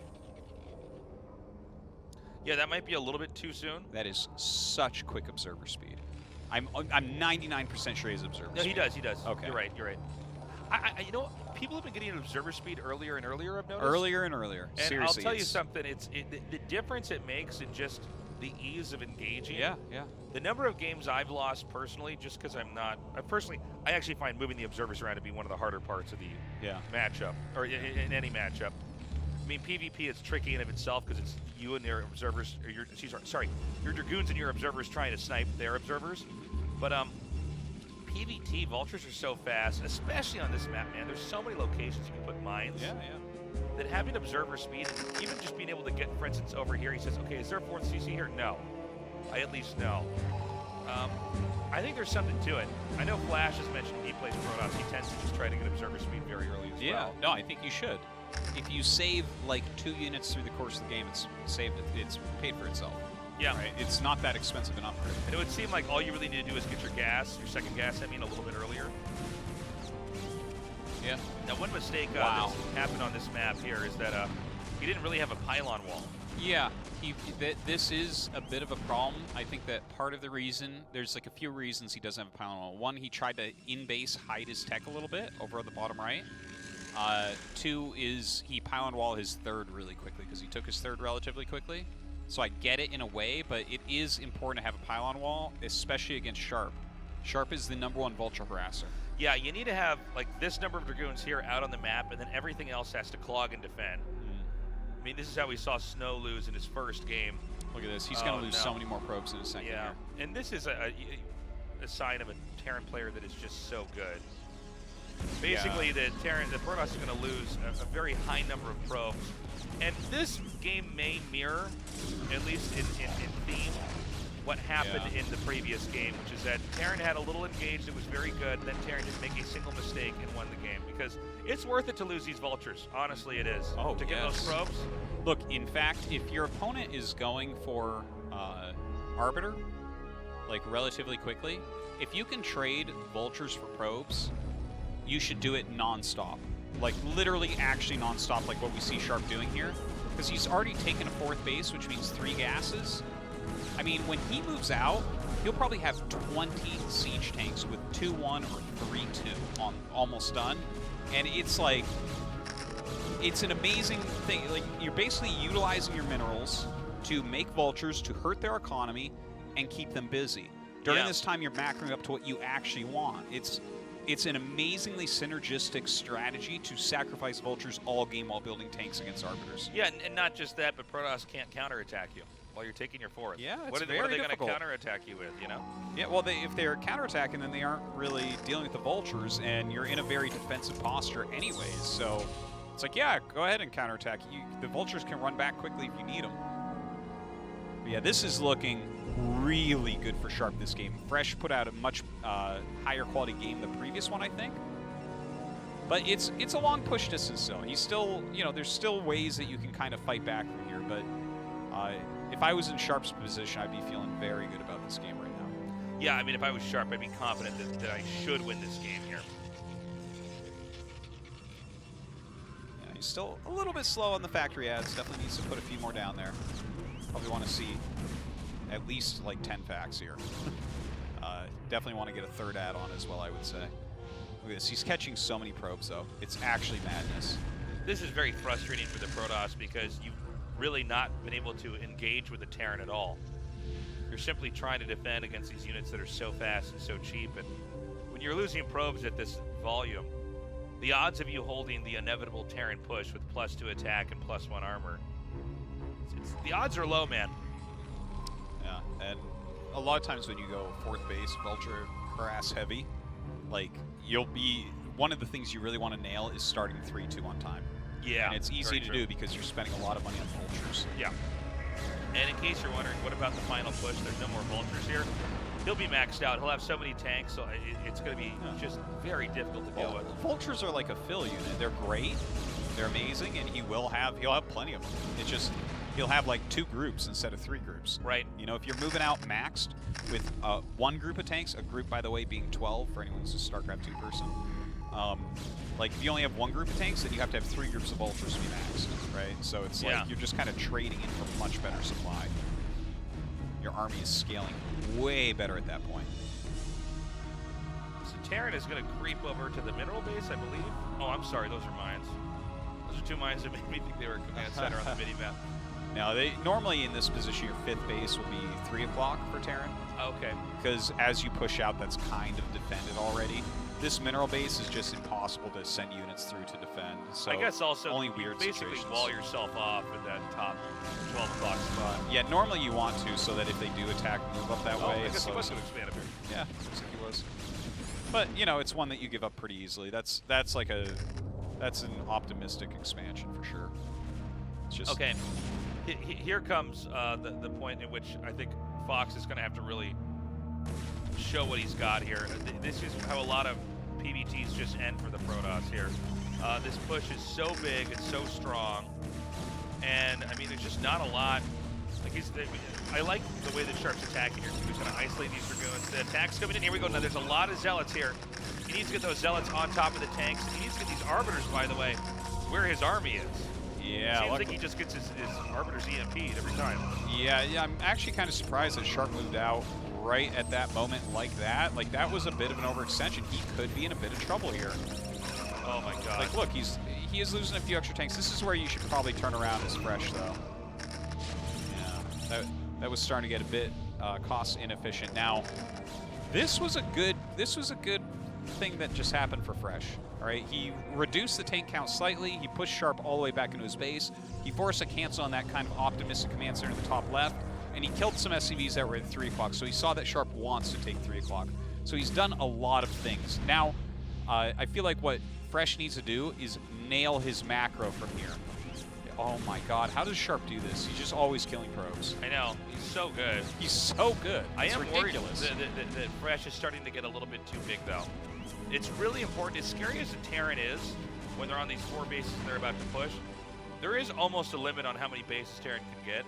Like, they need to make do with what they have, because at this point in time, Protoss is probably not interested at all in trying to attack and kill the Terran's main base. He just wants to kill these armies until the Terran runs out of resources and then dies. Now, the Templars here are a little bit late. Ooh. They also would probably be better served to shuttle. Well, if he can get some good side storms off, I mean, that's going to be amazing for him. This is a pretty clumped army. Okay, now here's where you should probably turn around as a Protoss. Yeah, as the Zealots die, you've got to run with the tanks. We don't see any side storms, so I don't know if maybe those got picked off by the Vultures on the bottom. That would be really sad. I think we had like 4 side storms built up there. Yeah. Oh, that EMP! That EMP was amazing. Good pick off on the vessel, but loses several Dragoons on the way. And we don't see the supply refreshing very quickly here. Yeah. He lost so much in the early. That is a ridiculously good stasis. If he had just like 12 more Zealots, he could run through this. Yeah, yeah. Oh, he does not quite have enough here. I think so, yeah. I think he just barely can't do anything here. Oh! Okay. That is probably going to be the killing blow here. Yeah, this now, reinforcement from Sharp looking amazing. Same thing as last game. He didn't get quite enough gateways up in the upper left here. Yeah. To where he can come from behind. I think all this comes back to Sharp killing so many probes in the early game. Yeah, these all early that harassment engagements. did so well for him. Like, I think that tactically, as far as these armies moving around and everything, we saw amazing play from Fresh. You know, he really hurt the first time Sharp moved out, and he almost had enough this time. It's just he took so much damage. Yeah, if you take that much damage early and your opponent's just on top of everything, then you know it's gonna be tough to hold off a push like this. And he's actually doing a pretty cute attack here. He's basically hitting 3 different locations at once. And it seems like he's got the army balanced out just perfectly, where none of these locations can really be salvaged. Yeah, Sharp is in the winning spot now. He's got his 3-2. He just got his 5th base up and running. He's got map control. He's hitting every location. What is Protoss at? 3-1? Okay, 2-1. Yeah. Which is, I mean, that's pretty reasonable upgrades for right now. Yeah, that's normal. But yeah, it's too much damage. And you can see the amount of minerals and gas that has been banked up here by Sharp. Even if Protoss were to hypothetically break free of all this, it's too much damage. You know, and it's too easy to replenish what he has. And look at how slowly the minerals rise here for Fresh. I want to just point out, Fresh is a very good player. You can really tell watching this. Very strong player. He's done some things really nicely. Look, he's still fighting, trying to knock out what he can. Since Sharp's army is spread out all over the place, killing everything Fresh has, obviously we see him concentrating his forces and clearing the center. But even killing that, it doesn't matter because he just lost 3 Nexuses in the course of a few seconds. So, like, even if, for instance, this army went up and killed Sharp's entire army that's in front of his 5th, and then killed Sharp's 5th, I would still tell you Sharp's going to win this game easily. There's, like, this is almost unthrowable by Sharp. Yeah, no, it's virtually impossible for the Terran to screw this up. Now, this is a pretty impressive attack here. Yeah. Maybe a little bit too Goliath heavy, his army here. Goliaths just don't fare well against Zealots and Dragoons. They're really only good against shooting Arbiters and shuttles and carriers, of course. Yeah. Sometimes in the later game, it's fun to add in, get like 12 Goliaths and just kill every Arbiter. But yeah, that was just ridiculously well done by Sharp. He shows his real power there. He's way better than that Protoss. And you know, we mentioned earlier kind of mismatches here. That goes to show you what a ladder monster looks like against a pro gamer, against top 3 Terran in the world. Yeah, and I don't know what the MMR peak is on Fresh, but he's clearly like an S-rank Protoss. Yeah, definitely. But definitely I don't know. Like, I don't think he's like necessarily 2400, but I'm not. He's definitely got the early game mapped out. He's just not ready for attacks like the one that we saw. The harassment was just, it was strong. He was trying to play safe. Sharp kind of abused him on that. Sharp was actually played a very greedy game, which was cool because not only did he slow down the 3rd base of Fresh, he took his quicker than you're even supposed to. Like he built it there too, which is risky as a Terran player. If you just walk across the map with your observers and dragoons, you actually get a cancel on it. Yeah. But he kept him back with the vultures. Well, it's smart because a lot of Protosses want to stay back and they want to defend against drops. Keep in mind that's what happened in Game 1. And, of course, Vulture Harass is scary. Circuit Breakers, the areas where you're expanding into are very wide open. You need about 4 to 5 pylons to just protect your 3rd. Yeah, that's the true. natural is left open. It's tricky. So we're going to go to a quick break. When we come back, we're going to go to our next best of 3 here at the KSL. Do not go away. Against we don't know yet. It some could be guy. First round, it could be second round. Yes. It's Group E, right? I believe. Yes, it's Group E. Group E. So Oregon probably the favorite. Him or 4GG the favorite of the whole overall group. Looks like there's multiple Protosses on Oregon's side of the map or side of the bracket. So maybe a side of the map too. We'll see. Nice. Yeah. So of course Oregon is a player who has been playing StarCraft 1 since the very beginning. He's always been, correct me if I sound wrong here, but kind of always in the same tier as far as being a top player.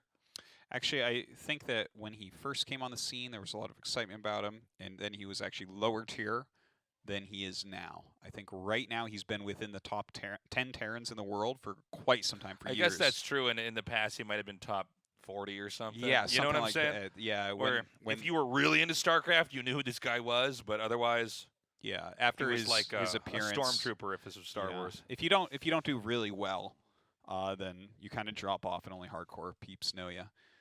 But Oregon is strong. He's a kind of one of the linchpins of the scene in Korea, I would say. Right? He's run tournaments before. He qualifies for a bunch of leagues. He's a top practice partner for a lot of people, especially Zergs. He's a TVZ specialist, in my opinion. Yeah. I think his TVZ's quite good. He's just a very strong player. I really like Oregon's style as well, so excited to see him play here. We're going to be jumping into that match momentarily. Again, the map list is going to always be the same through the series. Yes. Even when we go to best of fives, the first 3 maps that we were using in the best of threes are the same. Yeah. So we're always going to be starting game 1 on Neo Sylphid. Yeah, Neo Sylphid, Circuit Breakers, Blockchain, Overwatch, Fighting Spirit. So basically our first 2 maps are pretty standard maps. Pretty much. They tend to orient themselves towards more macro games. Neo Sylphid, there is some crazy stuff you can do, sure. I mean, Circuit Breakers is about as much of a macro map as you could really get, right? And then Blockchain is where it gets a little cray-cray. Yeah. Actually, so he's up against Mo Clan. Let me check into this, but I think Mo Clan is I think this is a mismatch. I'm fairly certain. I think he's low S rank. Okay. Because I'm pretty sure this is someone that I hit sometimes on the ladder. So I certainly don't hit Oregon, that's for sure. now, again, this is the same matchup we had before on this map, excuse me. So there are rushes you can do on both sides since you're on the low ground, but we will most likely just have a macro game. Protosses tend to prefer arbiters over carriers on this map because of its openness. Yeah, you can't really go carrier here. If you're going to go carrier, it's a I gotcha moment. Yeah. And so we'll see if that happens. If you go carriers on a map that's not carriers, not carrier friendly. For instance, guys, Blockchain is a very carrier friendly map. Yes. Blockchain is one where when the Protoss get enough carriers, the Terran is in hell. But let's take cross spots, for instance. Yeah, what's up? Okay. Oh my I'm God. pretty sure I've played this guy before. Oh but Jesus, he he's is a hell of a 2,500. lot higher. Yeah, 2,500 MMR Protoss. Watch out, Oregon! With a really reasonable win rate, 72 and 40 on that account. Be careful! Wow. 25. This kid's a beast. Yeah, no, that's some scary stuff. Okay, so I mean, when you hit 25, that's like, okay, you can kill everybody. Yeah. Except for Flash. Yeah, this is a guy who can basically beat anybody. So this is actually going to be a really top tier match. This guy only knows StarCraft. Then I type in Oregon, the first guy that comes up, 13 and 13, 1981. I'm like, yep, that's a Pro Terran right there. So Artosis is still I don't know what Oregon's combing MMR is, but BattleNet to try to find amazing. his rank, but we know that Oregon has participated in countless tournaments. Yeah. He's been playing StarCraft basically his entire life. But this is quite exciting because Mo Clan is an actual beast here. What was his rank? So you said he was ranked 77 on the ladder overall. Yeah. And 2,500 MMR is the important stat there. 2,500 even? 2,500 even. So it's very legitimate. I mean, that's like, you're very, very high at that point. Okay, so what we have so far in this game is the Zealot opening. This is actually quite strong. We should see a second gate, I believe, thrown down here. Perhaps not. So some of the new metagame that we've seen evolve, like for instance, opening with the Zealot, is quite strong because what a quick Zealot does, especially if you go just Zealot into just regular Dragoons, is, for instance, like, look at how much lost mining time he's getting right now, but more importantly, you can't just set up a bunker instantly. Exactly, and this allows your Dragoons to be much stronger. Yeah. Now, Dragoons with range are coming here. There's also variants of this build where you actually get another gateway very quickly. I don't know if we're going to have that here or not. It's paramount that you do not lose a Zealot in this rush. Yeah, if you lose the Zealot, it needs to do a lot of damage to the Marines, but you're basically trying to stop them from getting a bunker up. So see, you start the bunker, but the Dragoon's coming, so he will dive on this, I think. Yes. Because the Dragoon, the Zealot, and the Probe can actually take this all on. Now, Yeah. with the Vulture coming out, things change quite a bit. If you decide to skip the tank and get that, it's... Okay, that kind of funny targeting there for a moment. Oh. Yeah, I feel like he should have focused down on Marines a little bit heavier, but it's okay. Just the fact that you force the Vulture before the add-on slows everything down. So now, for instance, when the Siege Tanks come out, there's that additional time where it's like you didn't build the add-on and then the Siege Tank, so you can hit the bunker for a little bit longer. He made like 4 Marines. He's actually... Oh, dude, he's 2-packing. Yeah, this is a response to what we've seen thus far from MoClan. Like, I don't think that this was the original choice, but it's like, okay, you sacked the Zealot, he sees that he didn't add any more gates or robos or anything, he's just going to a command or a Nexus. So Oregon is going to try to get aggressive here to punish MoClan for this. And you basically want 1 SCV for every Dragoon that's attacking the bunker, but one of the ideas that's in play here is that... Oh, hold on. So you gotta get this... Oh, it's just Lost Shields. Actually, MoClan's really good. Yeah, it's quite strong. So good micro. What Terran's trying to do is generate the illusion of him trying to expand and barely holding off this rush, when in fact he's going to explode out of this. Okay, this was actually... Okay, he sees no command center. This is so big. Oh, Whoa! God, Dragoons are dumb. Oh my God. Well, MoClan, we said you were good, but now you're bad. Yeah, MoClan, more like no clan, am I right? No, he is in terrible shape. Look at that, immediately adding 2 more gates. The fact that he did not get that tank and lost 3 goons doing it. So normally we see them dive with 4 goons because it's 8 shots to kill a tank, so 4 Dragoons can 2-shot down a tank. But now things got... I don't know what's... It would have been ideal if you had at least killed the tank, right? If you lost that many Dragoons, but... Because each tank is so important for the rush, but now it's going to be 3-gate goon with Observer versus a 2-fac. Now, we'll have to see when Siege mode is taken here, because Terran can try to just box in the 1 basing Protoss. It's kind of hard to push in here. Oregon's in such good shape.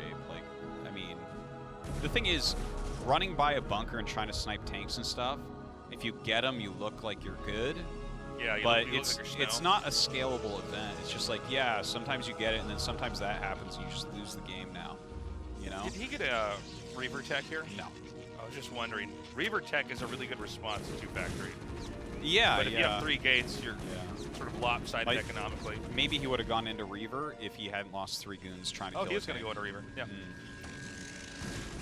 But he's got to hold this first. Okay, so Oregon is actually microing pretty poorly. He had his Marines getting his tank stuck there. Okay, but MoClan really can't do anything. Yeah. Oh my God, MoClan. More like no clan. Yeah, more like low clan, am I right? More like Joe clan. Okay, actually the probe drill is going to be pretty important here. It's hard for him to get a good angle here, but he can actually trap this army here. Ooh, that mine. No, not with this many vultures, I don't think. God. Oh, that was actually sick. That was actually pretty good. Yeah. Hold on. The problem is that he lost a bunch of probes during that. If he hadn't lost so many probes, I mean, I could see him actually coming back and winning this game because he has Reaver Tech on the way. Yeah, if he gets the Reaver out, whenever you do a 2-factory, the one building that you tend to never have is an eBay. Unless it's a entrenched push. And the thing is, you can't cover everything with turrets anyways because you don't even have a good economy on one base. Like, he's going to get it. Yeah, I like Starport's the right move. Get a Wraith. Yeah, 2-factory into Starport is actually pretty darn strong. I wonder, though, if Protoss could try to feign dropping into the main and then just bulldog down the front. You know, just attack right in there. This has been happening a lot. Yeah. Where Protoss is so figured out exactly what Terran has. Because see how Terran's going to set up to defend against the Reaver drop? Dragoon Reaver can actually just shoot down the bunker. Yeah, it's very true. Like, you get a couple volleys and 1 Scarab and it will go down. That's for sure.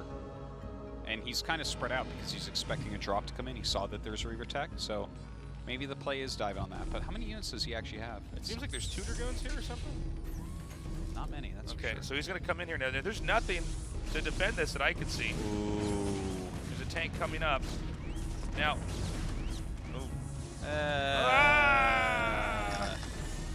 Mo Clan, more like no shuttle. Oh boy. Mo clans, mo problems. Yeah, man. You know what I mean? Yeah. Oh, it's this is rough because I feel like what we're watching here.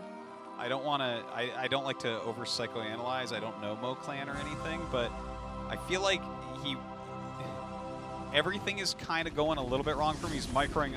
He's a little tiny bit off in his micro for 2,500. So I think what we're seeing is panic. You know? Well, from a Protoss perspective, this is one of these games where, as this is happening, you're asking yourself, do I really want to play this out? This is going so poorly for me. Yeah. You know that Terran's basically ahead. You didn't do enough damage anywhere for this to be, you know, good for you. I mean, look at the supply now, 40 to 55. Yeah, that's. Oh man. And Oregon just has to feel like $1 million. He's got everything you want in a situation like this. The fact that he has a starport and 2 facts and missile turret, it's like he's got mines laid out in his main base. He's got a bunker up. He's invincible. Yeah, this is Look at that. He's invincible. You don't feel like you're going to ever take any damage in this also situation. the period of time where the Protoss could do damage is long gone. So now you're just trying to defend against the Terran. There's not much you can do here. Do you see these goons moving out? He knows that there's going to be a dropship. Yeah, man, Mo Clan's quite good. I mean, he's... Oregon oh likes God. dropships too. He Oh might my- catch it. He might catch it. This is hilarious. Stream sniper. Look at this. Get him, Look at this get him, catch. All right. And now he comes in with 6 goons to kill the tank. Now that is a fantastic And catch. this goes to show you how good this guy's instinct is, by the way. That was really good where he placed it and everything. Because it's like, a Terran player doesn't want to go around the entire edge of the Right, map. Okay, right. these aren't medevacs. They don't travel the speed of light. But, yeah. I mean, that was a great catch, though. That's actually so important. So we have the armory here. Terran will turtle while trying to squeeze out a third, I assume. Another dropship's being made. Oregon needs to be careful. I actually think, yeah, no, he does. But I think you do make a second dropship. I think you also add probably another 2 factories before you add your 3rd command. Like, he's playing. This is a weird game. We're like heavy on units on 2 bases, and he's using a lot of tech right now. So sometimes when you go for this dropship play, you could go up to 5 factories doing dropship play and then make a 3rd command center, and it's still pretty legit. You got to be careful, though, as just Terran. You don't want to bleed off units, just hemorrhage parts of your army. Allow the Protoss to get back into this. Yeah, I'm excited, though, because, like, I mean, it really feels good for Oregon, but you have to be able to finish this off. Mo Clan's doing good moves to try to come back. But even if, let's say, he just kills him in 5 minutes, right? I feel like our next game is going to be amazing, too. 2,500 Protoss. I'll watch them play against Oregon all day long. Oh, yeah. Well, these are like the games. How many Vultures are going to get in? How many? It's crazy. It's crazy how much damage he's doing. I can't. Are we just watching a rerun? Is this a rerun where all we do is watch the same 1 or 2 Vultures run in here? Further into the game. I don't even know what's going on. Is there a Wraith under that? Is there a Wraith under that eBay? No. Is there? Did I just see a Wraith volley? Doesn't the Wraith fly above the eBay? You can't hide a flying unit under a flying building, can you? I have no idea, but I could have sworn I saw a Wraith No, you volley. can't. No, it was that turret. Okay. It was just off screen. I was like, if that's a thing, I just learned something new today. You Yeah. can hide a Wraith under an eBay. I'll do that for the rest of my life. No, I believe the game will always prioritize units to be above a building. So we need to have a 3rd base here soon for Protoss. Is this just going to be a +1 timing push here from Terran? I think it is. I think he's actually just going to make a 3rd command. Oh, did he start the 3rd CC? I didn't see it. I haven't seen a 3rd CC, but like I mentioned, if you do actual dropship play, I mean, you could end up doing a timing attack. He's done so much damage this game, it would be overly surprising. But I think that a strong macro play is to go into 4 or 5 facts before your 3rd command. He does have 5 facts. And maybe based upon the unit counts, this is something where he just pushes and kills. You got to be careful against that Reaver. That's the real threat. Yeah. 1 to 2 good Scarab shots. Do you know if they upgrade Scarab damage, does that one-shot a tank? It doesn't? No, it does not. What does it one-shot? It didn't one-shot before. It doesn't one-shot anything. It gets a Goliath down to 1 health. Huh. It always one-shotted vultures, so there Yeah. you go. Can you imagine if it two-shotted vultures? It should be the worst thing in the game. Oh, Reavers? Vultures would be the counter. You'd be Yeah. doing it. I'd be making 3 factory vulture just killing you, attack moving you. Yeah. I'd be sick. So Protoss is positioning to try to delay the third. Terran taking the third is inevitable, but Terran doesn't want to overextend. Sometimes we'll see lower tier Terrans push out too close to the Reaver and Dragoons, and then they'll chunk off a bit of that army. Oh, wow. He's up at 6 fact. Yeah, he's definitely going for the push now that we see these Goliaths added in. Yeah, this is a scary Terran army. Is that a general sign if you see Goliaths that you know that they're going to push, or is there... Well, in this particular situation, I would say that the Goliaths are what set me off, but also the 6th factory. Like, I think that you can take a third base up to 5 facts in a normal game, but when a 6th comes out, that's like all of your money. You are only making units, basically. So he's going to try to ignore this area over here. And he's basically trying to draw attention back down here to the bottom to buy time. But this push is going to come out, and I think mathematically the Terran is just superior here. He is so far ahead. The amount of probes that he's killed this game, Yeah. it's ridiculous. This is an attack mode. You don't need siege mode here. Yeah, yeah. You can drop that Reaver, pick it up, and drop it all day. Yeah. Your army is going to get vaporized. So unless a miracle happens, I don't believe that there's any way for Protoss to hold this. Yeah, we'd have to go back to StarCraft 1.0 for this Reaver to make the difference. Yeah. Oh my god. There's blue goo everywhere. Yeah, and this should be the death blow here. Protoss is, a lot of times if they start to realize they're going to lose the fight, they'll send the Dragoons around to try to catch reinforcements, but this number is, I think, basically insurmountable. I like the DTs here, but he did have scan, as we see now. So, Yeah. sometimes they don't have scan, you know, they That's skipped true. it. Well, that would be the most hilarious way to not win this game, is if GG. you never got a scanner and then you just die to the Yeah. GBTs that come out and kill your whole army. Well, we saw Snow do that one game. Who was it against? Was it Flash? Or no, Last. He pushed Last off of his third. There was no scanners. Last cut 20 corners. Oh, jeez, yeah. That's fine. Okay. So we'll be hopping into game 2 here. I think Moclan looked really good until he made his first mistake. This has been thematic of today so far. He basically lost those Dragoons, did not get the tank. Made the right adjustments, though, to try to deal with the push. Yeah. The push was just a little bit too strong, too. Like, even after losing the 3 goons, he did everything in his power to try to stay alive, but he lost too many probes. If he hadn't lost all those probes, this could have turned into a really epic game. But just the amount of probes killed during the initial 2 factory push was so strong. Yeah. It's too bad, though. I mean, you're going to try to dive past a bunker to kill a tank. That doesn't always go right. It's tricky to try to control Dragoons, too. Oh. Meanwhile, and something totally different. Yeah, it's Modesty versus Reach here. This is map number 1 between them. So this would be the second round of that group. So we're hopping into this. This is obviously this is a pre-recorded game, right? It looks to me like it's... No, this is just being observed. Oh, okay. Never mind. I am a little bit sad. I really want to see Moclan again. Yeah, I was actually more excited about that. I think he's of the level where he actually could beat Oregon. Like, yeah, it seems like Oregon's a couple favored, things going but like, differently there. Yeah, totally.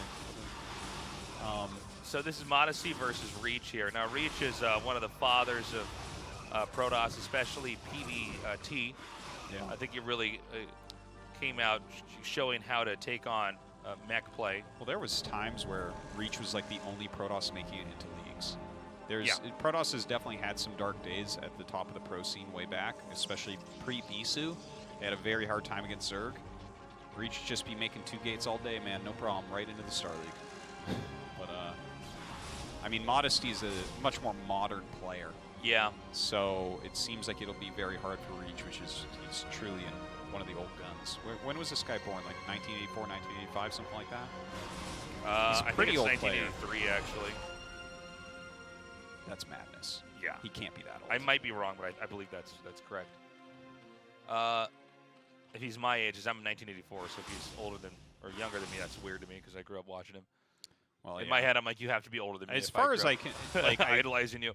I think the only players that are older than me are like Slayer's Boxer, and that's it. All right, I'm gonna check his age because I Jesus, have my laptop modesty. here. This guy's trying so hard with 1983, you were right. Yeah, look at that. Damn. Older than Tasteless. Yeah, as old as Artosis. Yeah. Artosis is like the Deku tree of esports. Dude, man. you know what was so funny? Yeah. I was one of the young guns in my Corrupted Cup group. Oh, yeah? Lancer X is 37, and the Vietnamese player Mai is 37. Wow. It's crazy. So cool. We're not going to stop playing games. You can't stop me. You can't stop us, Mom and Dad. Well, they definitely can't stop me anymore. Oh, my God! Oh, my God! Oh, nice micro. That's how you play-by-play that. Modesty is on 4 bases, Tasteless. Yeah, that's normal though. That's normal for this this whole build. How dare you? From how this game appears to have panned out, Zerg took the natural very quickly, and I'm talking about at 12 o'clock, and that it allows you to get the 4th base up pretty fast. Protoss, as far as I can tell, tend to behave in a lot of the same way. They still want to power up. You know, when you see them take the other natural, it doesn't mean they won't go 6-hatch Hydra Muta anyways. So you kind of just gradually push out and accept the fact that you're in for a long game and that it's going to be frustrating. But you can tech ahead of them if you can. You know, we didn't get to see exactly how this game opened because we just jumped into it. But yeah, I was going to say maybe it was one of these weird 9-7-3-4 builds, but it definitely doesn't look like it by the photon cannon placement and the fact that the Forge is still alive. Right. So. Okay, so here comes that 1 DT coming out here. Now, I'd say PvZ in late game has stayed consistent since the origin point of StarCraft. Okay. I mean, we've seen the different types of techs that are used, but I mean, for the Protoss side of things and for Reach, he should be pretty good at this. Yeah. It hasn't changed as dramatically as like PvZ has changed so much. I'm trying to think of from like, let's say, 10, 15 years ago when Reach was really at his prime, how PvZ has changed. I guess late game we see a little bit more speed shuttles, right? Yeah, I guess I think I didn't phrase that correctly. What I meant to say is that the tech that Reach has now, he's basically finished his tech. He should have Observers and Archons and Templars and Dragoon range. That part of the game still plays the same way. When you get to the late game in PvZ, you're still basically trying to do the same things that you were in the first year of StarCraft. Yeah. So I'm excited to see how Reach is going to perform here. Oh, he just barely sees that shuttle. I'm actually going to go ahead and check out what Reach's MMR is. I'm interested in this. I love this. Overlord right-clicked on the shuttle. Oh, this kid doesn't use the same ID for playing tournaments as he does. Okay, nice storm drop. I actually saw TT1 in the chat said he's still like 2,600. That's crazy. Crazy talk. That's so good. I guess it makes sense. This guy was truly a genius. Yeah, he's one of the greatest Protoss of all time. He became a League of Legends coach for some time. That's right. Now, there might be enough here that he just breaks in, because it seems as though Zerg neglected lurkers. Now, there's no observer. Oh, no, I'm sorry, there is an observer. Never mind. My bad, y'all. Yeah, and there are a couple lurkers, but not many. Killed those. Another one's coming up for a flank. Okay, let's see. That is a lot of Dragoons, by the way. Yeah, it's funny how Dragoons, if you just get a high enough number of them in certain situations, feels really good. Especially with these Templars coming here. One thing that's nice about when you have Dragoons and Templars fighting Hydras is that you're basically very easily able to do the kind of damage you need to do. The Hydras set themselves up nicely to be at a good distance where you can just storm everything. See those storms? They're 5 more seconds, good. he's going to have another one. Yep. His army might be gone in 5 more seconds, unfortunately. Looks like he's coming up with a little flank, though. Look at that. Look at that storm. Oh, my gosh. Dude, what if Reach beasted his way into KSL? That would be one of the most amazing moments. Like, I was so happy to see Busan make it into ASL a couple times. Yeah. But, you know, Reach is even beyond that, you know? Well, this is pretty sick. I mean, it looks like this is the beginnings of a Protoss win here. The third is basically uncontested. This is going to go down. This is 3 hatches Artosis.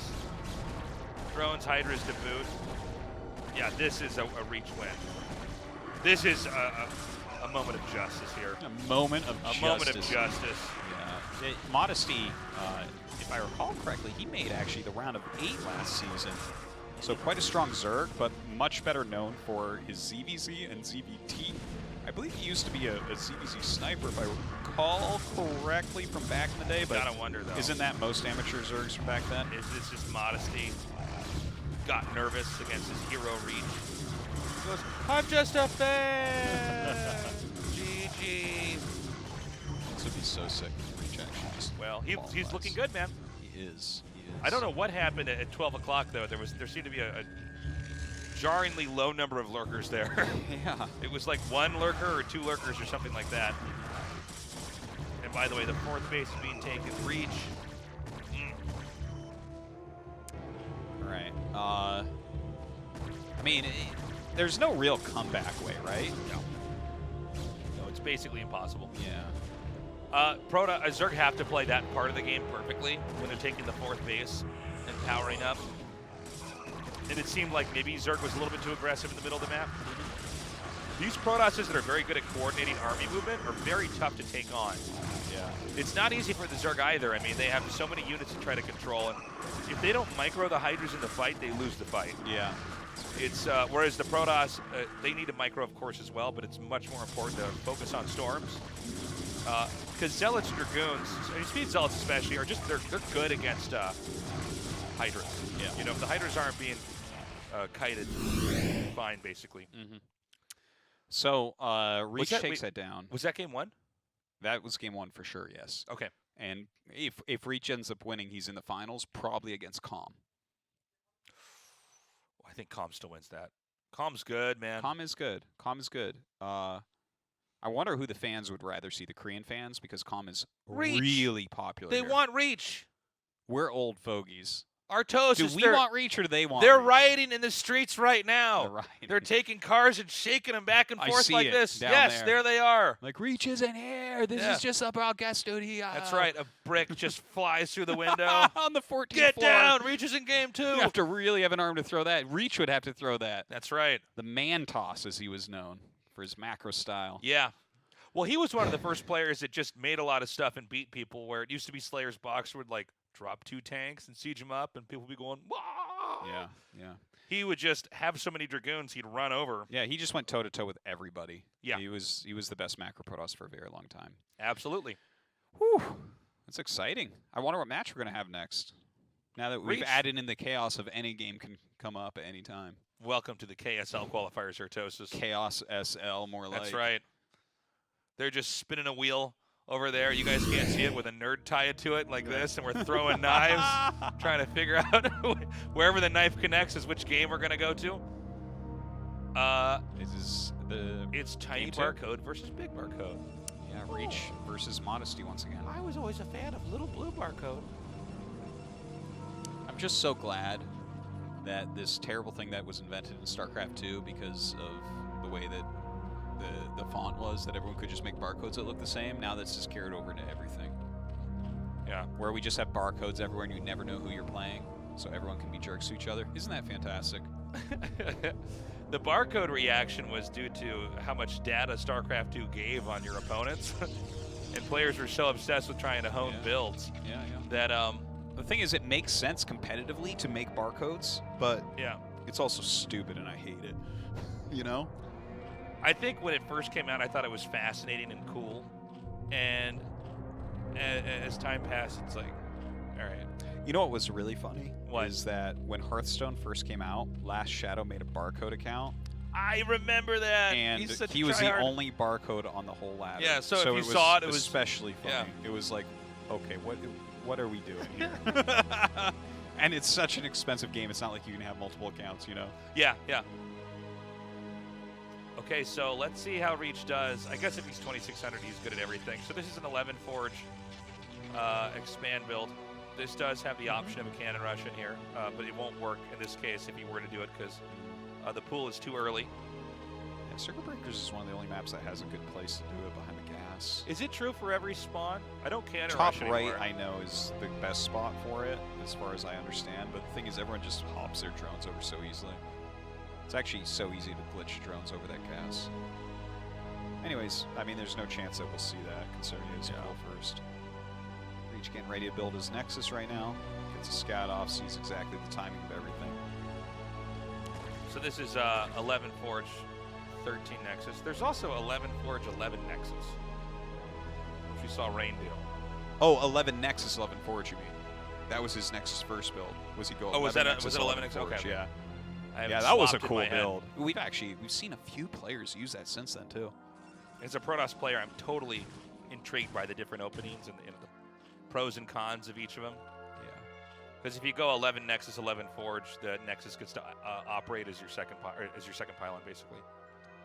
Yeah, It's very cool. So, at this phase of the game, from a Protoss perspective, you're trying to see how many lings they're going to make. And in this case, I don't think we're going to have that many. People tend to mass up a lot more lings on lower levels. Yeah. I think you're probably right about that. But, you know, some of this 3-hatch play has gotten really, really popular. Mm-hmm. That 973 Garb. How do you like playing against that all the time? Now that you're back in ladder Tasis. I've been getting better and better against it. Yeah. It's not easy though, man. It's tricky. You know, if they do the Hydra bust, it's. I think one of the key things is you have to keep your probe alive for as much as possible, and you have to really try to put yourself in the Zerg's head to see what they're going to try to do. You know, there's so many different builds that the Zerg can try to go for. In this case, Modesty has one ling here chasing this probe, so this probe can stay alive forever until, you know, something comes out that can really kill it off. But I don't know. In this matchup, both the races have gotten so clever at how they are trying to get ahead. Oh. So it's layer tech here for now. Now we have to assume Protoss is going to get a Stargate. If they don't get a Stargate, it's completely crazy. Yeah. Just have to do that. Still keep that probe alive as long as you can. Of course, the third is up at that mineral-only base. Do you like the third in these positions for the Protoss at the mineral only, or do you like it at 9 o'clock? 9 o'clock. 9 o'clock here? Well, you need gas. I just wonder how in the world you could ever defend both your natural and your 9 o'clock. It feels so tough, you know? I don't think it's as bad as you think, actually. No? No, I don't. When they're top right, it's not, because I feel like they can attack move over the 12 o'clock expansion. Yeah, and that's have true. units over there very easily, but the thing is, the rotation of your units across those bridges, I feel like is very difficult. I feel like it's no easier or harder than it is on Fighting Spirit, to be honest. It's just kind of Really? the third is sort of if I'm expanding to 9 o'clock. Yeah. I mean, you basically try to just have enough there to defend. It seems like Protosses nowadays tend to not always attack on two bases as much. I know we saw it last game, but a lot of times you can just get a third and play defense on both sides. You should have enough Templar that you can kind of hold off both areas. Attacking into Protoss when they have Storm is really hard to do. Protoss attacking across a map, because Templars are so slow and stupid, is you can snipe Templars pretty easily. Yeah. But if you're able to get that third up, all you need is one Templar there, a couple cannons, if you want a DT, and they shouldn't be able to bust it. Also, you have to watch for how exactly the Zerg's going to expand. For instance, I think neither player wants to take 12, right? No. That doesn't make sense for anybody. That wouldn't make sense for any. And so there's going to be expanding going on down to the bottom. So I think that's why this Corsair is going to be very important. He needs to keep checking. And he's getting +1, so probably more than just a single one, right? Yeah. Well, it also seems like there's players that always just get the +1 because mass mute is so common at this point in time. And +1 takes a little while to make, actually. Yeah. And so if you just get it right away, your Corsairs are going to be stronger. And a lot of PvZ seems to be about having mutas at a certain time and sniping Templars. Yeah, it does seem that way. I mean, about 3 years ago, it was all of this 6-hatch Hydra muta play. How many Corsairs do you have to retain to make the Zerg not think about going for the muta switch? Well, there's a couple of factors here. For one, you need to figure out if they're going for mutas at all early on. Because if they're not going for it at all, like they're going for Hydras massively, you need to slow down on Corsairs because you have to get Templars and other stuff out. You need to, and then you can get the Corsairs later on. 6 is good.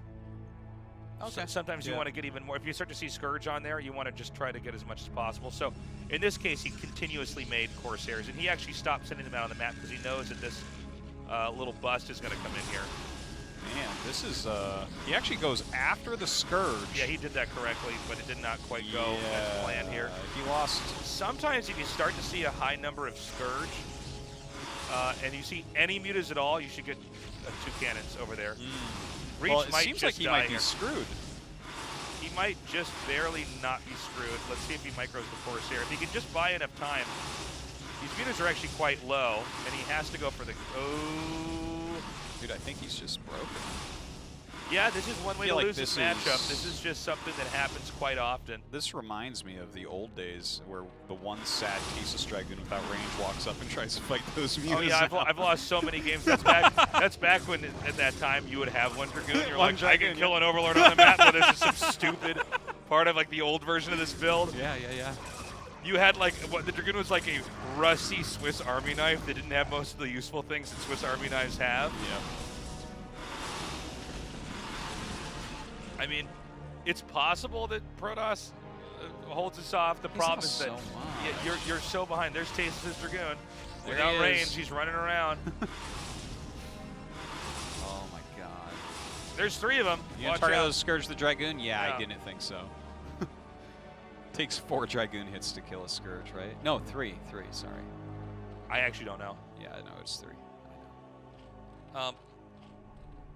Well, I mean, this is just terrible. Yeah, he looks dead. Comes another cannon beam hit in the front. Claw my eyes out now. This is like 1/3 cannon. It's not going to do anything. Is he just, like... I don't even know, Yes, man. the answer is yes. Yeah. Like, is he just going to win because he's Protoss? Yes? Oh, okay, sick. No, No, he's so certainly dead. not He going is to. the deadest. Yeah. PvZ early game for the Protoss is like every scene from all the faces, or not faces of death. What is that? Final Destination?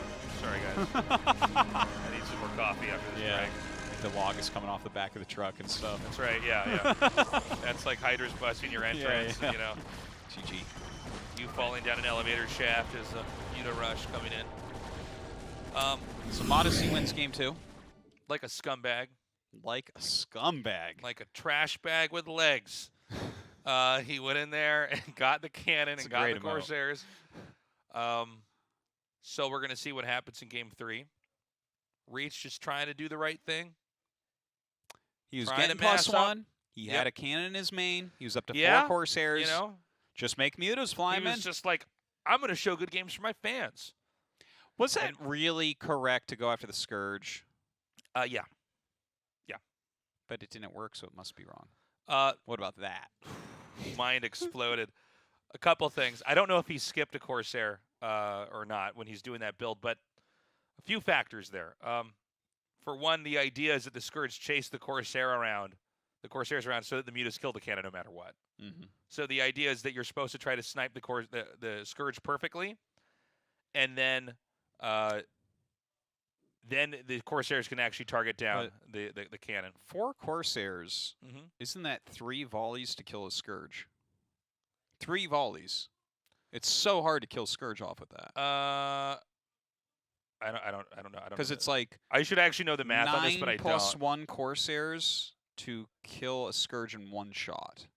So it would be 4 plus 0 Corsairs would take 3 shots then. So one other thing is that if you start to see lots of Scourge, and you see any mutas, you should get a second cannon there. You should absolutely just get a second cannon. Yeah, I mean, totally. the second cannon basically puts Zerg in such a dilemma. You can start to mass up tons and tons and tons of Corsairs. And the Zerg is basically invested in something that's not very strong.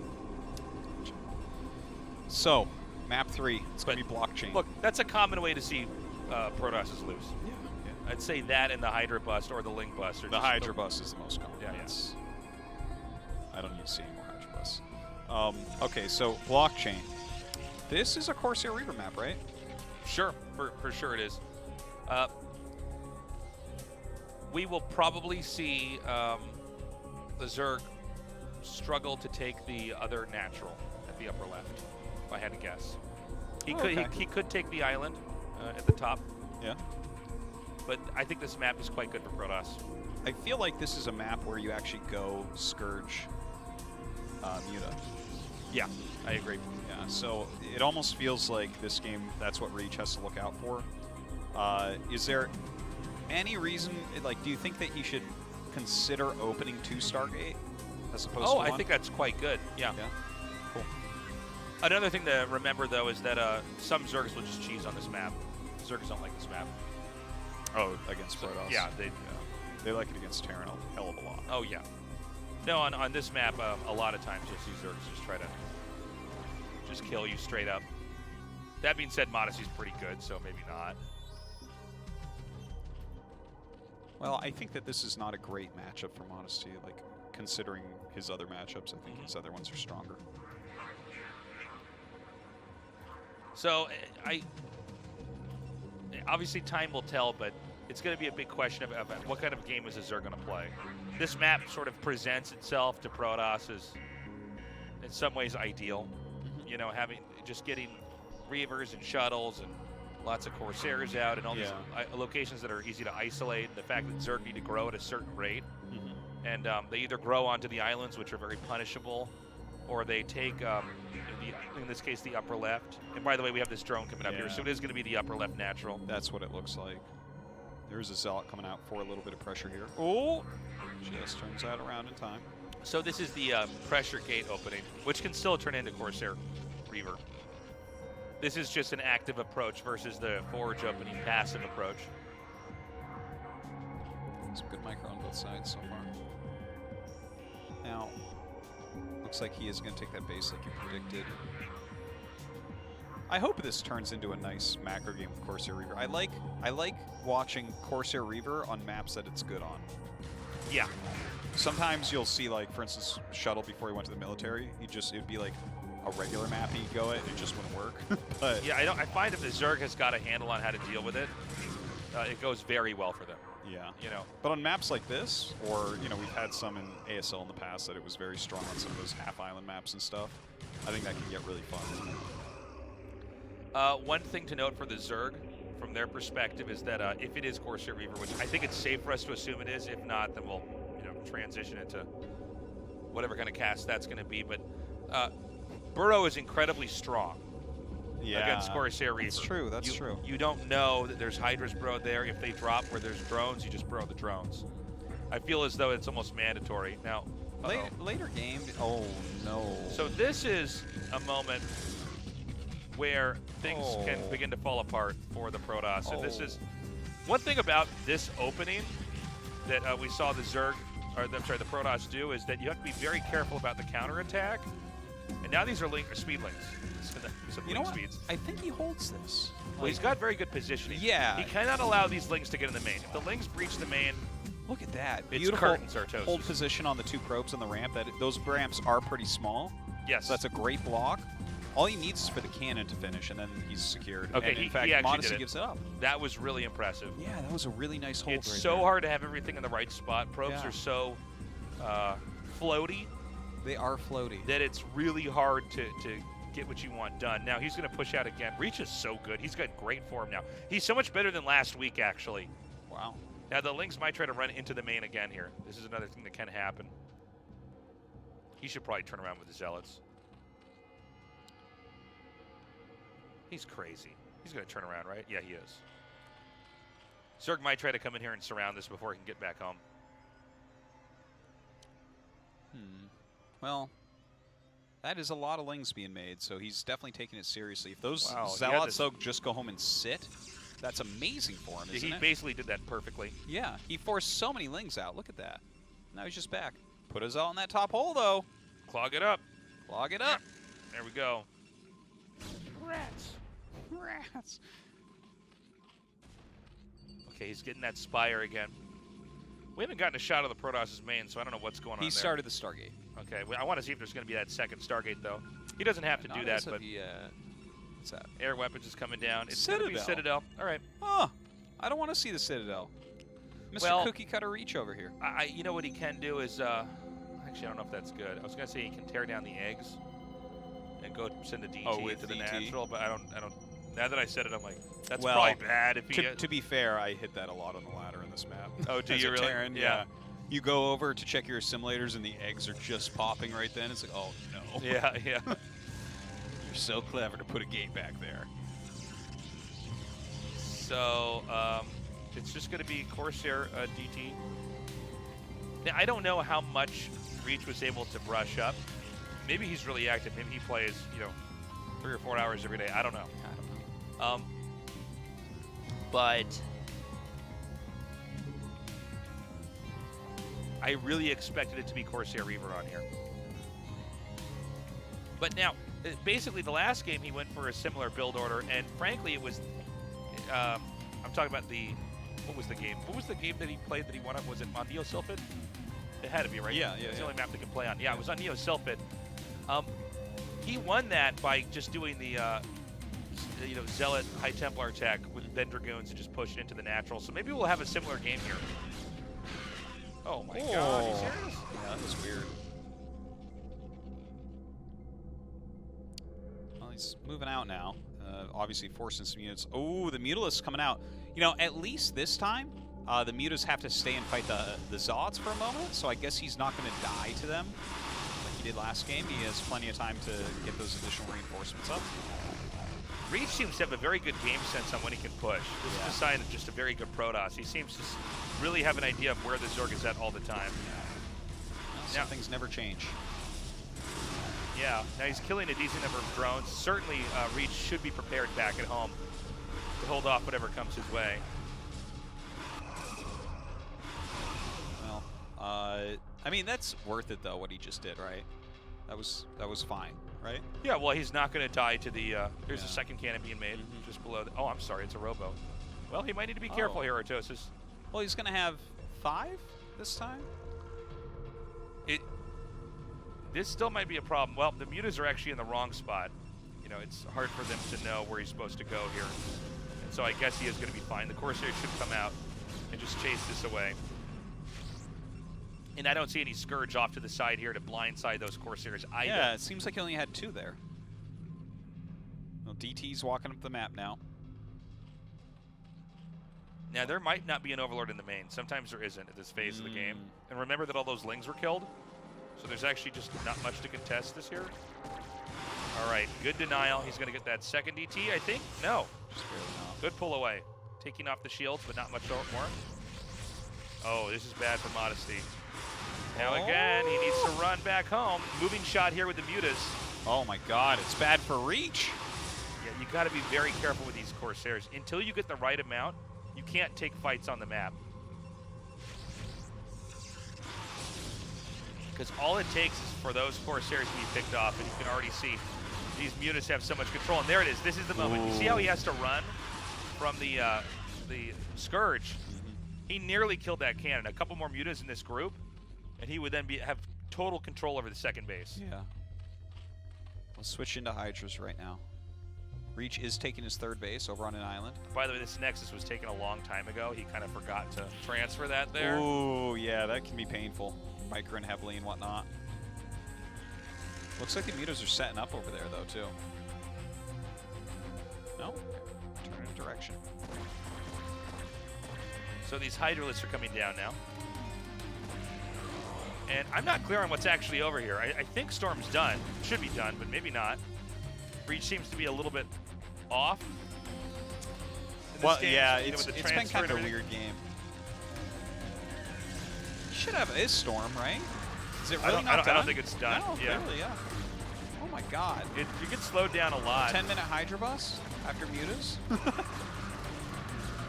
It's also possible he just forgot. I mean, this does happen even at the highest level of play. Oh my God, This he's is just going to over. bust him. The dream is gone. I'm going to go outside and open a beer and pour it onto the ground and say, this is for my dead homie Reach. Yeah. There's nothing that can be done here. I guess, okay, so it was just late. So yeah, this is just going to kill him. Early game is tricky on this matchup, man. Yeah, it is. It's unfortunate because it felt like he was doing basically what he's most comfortable with, but everything kind of falls apart, unfortunately.